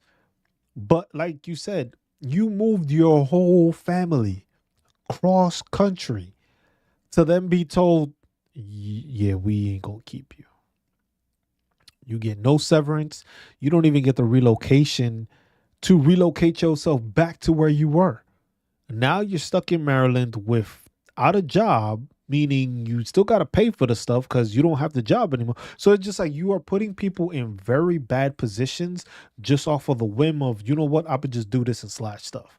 I was just like, if you knew this was going to happen, you could have given the courtesy of it. It's just like, you know what? The same way they put that information for the federal, the resignation thing could have been the same thing. It was just like, look, if you decide to do this federal resignation thing, you could do so. Keep in mind that in the next coming weeks, we are going to be dismissing people. Give them a heads up. Like I said, that's why I said like the whole 2 weeks notice. I don't give any place I've worked at 2 weeks notice. I don't give a shit. You get to prepare to replace me, but I don't get to prepare to replace myself to another location where I still need the job. I still need to pay bills. It's kind of hard, depending on the location. If I know I'm gonna leave and it's on good terms, then yes, I'll give it. But if it's a place that I don't give a shit about, the VA, most people, like I said, most people are tired. They're overworked. Most of these people are gonna decide to leave, and that's gonna be resignations. We don't have a set number on those resignations. We got how many people got fired. We don't know how many people are going to decide to early retire or resign, not get this. The amount of people that have gotten a job recently and lost it just because of the position change. And then it says there's like military spouses are exempt from return to work policy. But the thing is these things are continuously changing. It's not a set thing, and that's what makes it more dangerous, I would say. It was just like there's no plan. There's no stating this. There's no system. You have no idea what the hell these people are about to do in the next coming weeks. None at all. No guidance, no plan, no statement being issued like, hey, we're planning to do this, or we're planning to take care of that, or we're planning to see changes. We're going to look into, government contracts with medical providers. This medical provider isn't being used enough, or we're paying this person to see one person. We don't need this. We can send them somewhere else. or we try to reduce the like stuff. You know what I'm saying? Actually, if you want to conduct it as a business, conduct it as a business, but take care of it at the same time. But at the end of the day, is us as veterans, we need to start speaking out, man. It was just like, look, I know there's tons of other channels. There's a bunch of other channels on YouTube now when it comes to assisting veterans and stuff like that. These channels need to start doing a better job of talking to veterans about the issues that are ongoing and possible changes, and stop the whole political rhetoric. And just like, hey, y'all need to start preparing and taking care of what you have. Prepare, start saving. I was just like, we don't know what's going to change. I was just like, they're saying they don't want to reduce benefits, stuff like that. If you are cutting money, something is going to lose out. You cut 98 million, it's going to affect something. It's going to take some time, but it's going to affect something. Those people that are going to resign, it's going to take some time because you got to retrain people. You got to take people to take that position and then redo the stuff all over again. That's going to take some time. At the same time, the backlog is still there. The backlog is going to increase. Veterans are still going to suffer and not get enough assistance in a timelier manner because of these changes. We need to start talking about that and see what solutions we can come up with. How does it make sense to do that? Who do we need to talk to? Because I have on the website, I have all the congressional veteran affairs things. But the thing is, a lot of those senators and House representatives, they don't want to talk to you unless you're from their state, which is crazy. You sit on one of these committees, it should be any veteran being reaching out, which you can still do. But at the same time, it's just like they don't have that effect on it because the thing is you don't vote for them. That's where we have that problem. You don't vote for that senator that's in another state. So whether they listen to you or not, you're not part of that state. So you won't influence changing that person out. So it's veterans talking and communicating these things like, hey, this damn senator is trash. He sits in the committee, doesn't do anything, doesn't propose. Hey, he's from this state. We got to talk to the veterans in this state like, hey, y'all need to make a movement and start pushing and getting on this guy's ass. Because he's not doing anything for the veteran community and he's not helping. Those are the things we have to change, but those are things we have to acknowledge. We have to talk to people. We have to communicate. We have to be more diligent on paying attention to the factors that are going to affect us all, not the ones we think are going to affect us or the things that we think somebody else is going to be affected by. I think those are the things that we need to start paying attention more and we need to bring to the light, and we need to have conversations more. Like stuff like this is just like, just having conversations with people about this, I think brings more influence. Thing is most people ain't going to watch this. Most people ain't going to see about what I talk about unless I put like a crazy thumbnail saying like, you are about to lose everything. And then people will click on it and they'll be like, oh, he just gaslit the shit out of me. I don't want to do that. I just want to talk to people and, hey, y'all tune in. I appreciate y'all tune in. I appreciate y'all members for becoming members of the channel. It's just, we need to have these conversations because the thing is nobody else is having them. Everybody else is just running to try to make some money off of somebody. It's like, hey, sign up for my thing. Buy my book. Here's my workshop. You can pay this monthly and I'll help you. Or you can pay a down payment for it. I do this shit for free because it's free information. This is all for veterans to talk. I was just like, it's kind of hard for me to listen to people that want to talk about fraud and abuse and all that stuff, but then you're doing the same thing, having people go to your same doctor. Kind of sketchy, but my tinfoil hat on, I think Trump's interest in those justifying nefarious. I don't even think, Randall, I don't even think it's that. I think what they're trying to do is like, look, they want to save money. The thing is like, you got to remember, even with the like the Clinton administration, where we had our first surplus in our budget for who knows how long, we didn't get that money back. That money was just shifted over to somewhere else.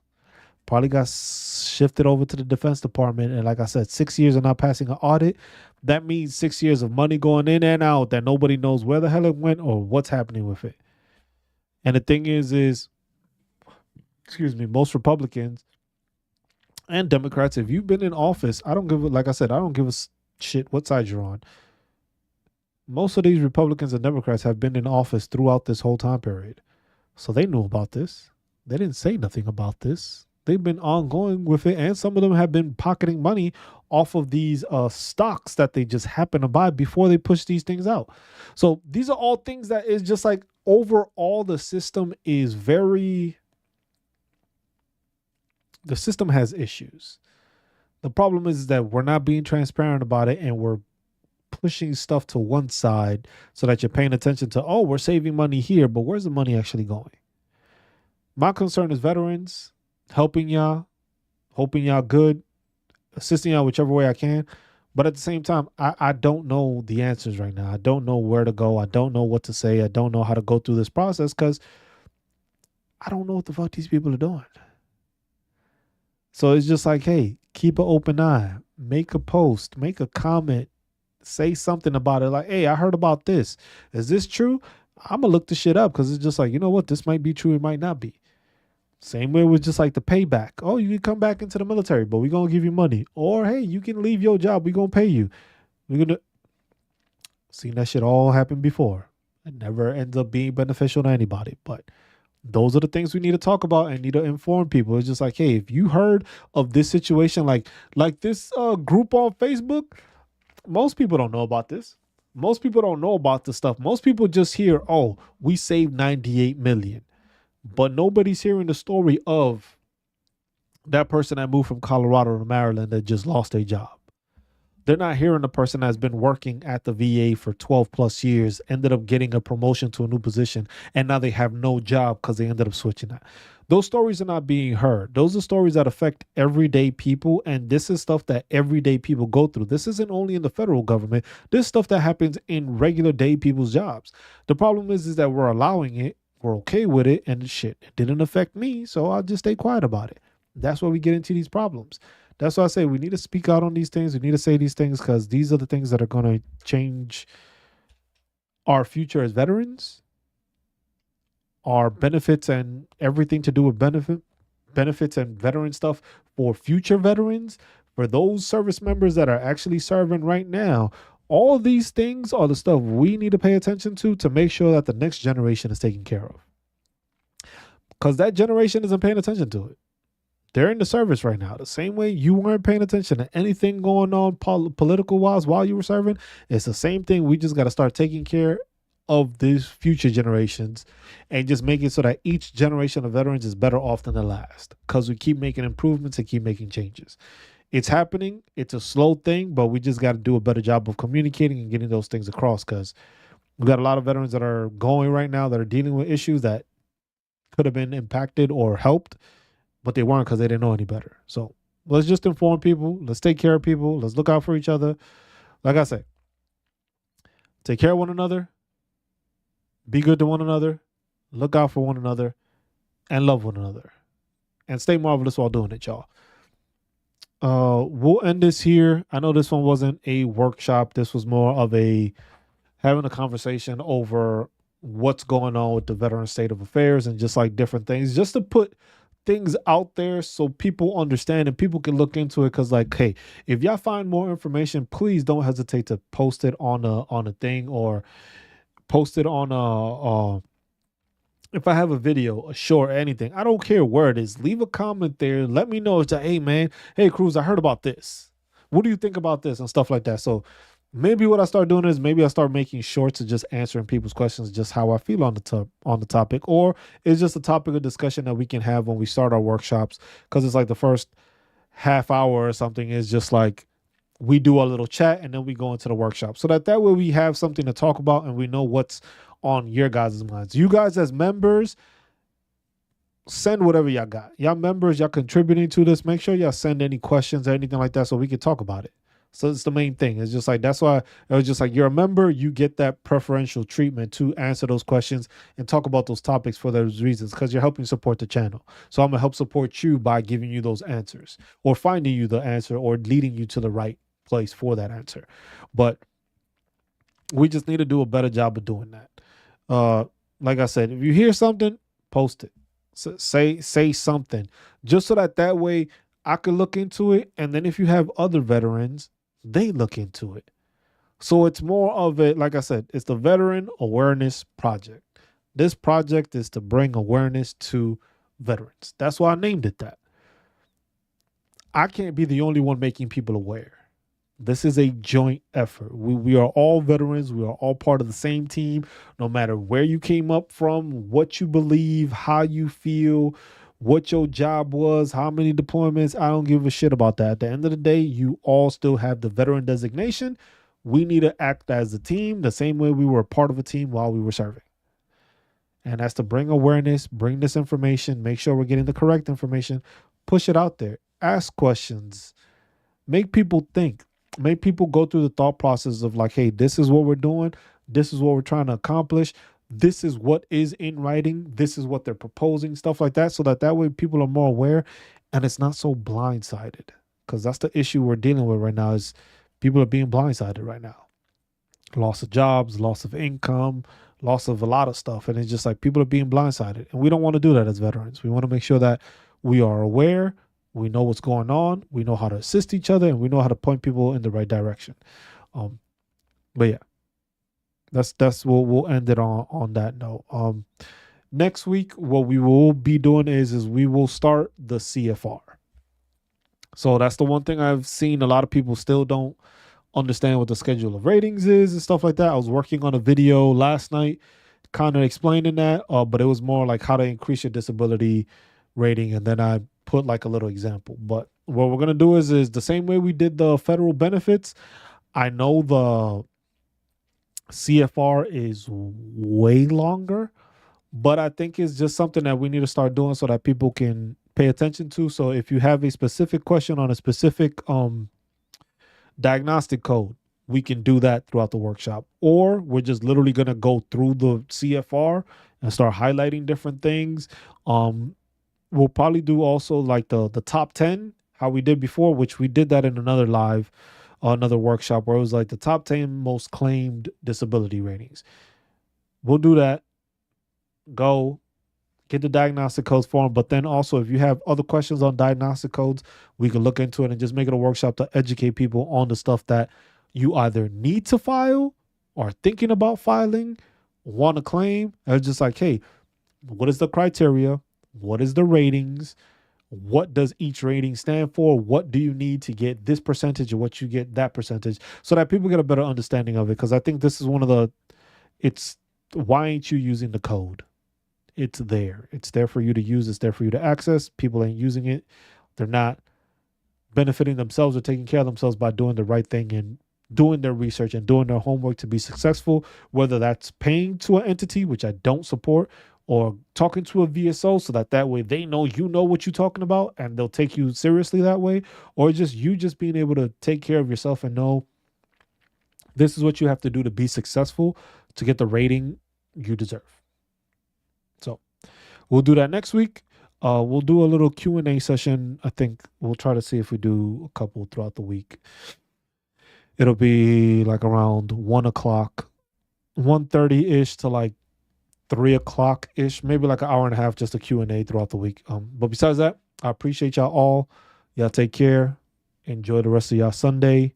Be well. Keep an ear out.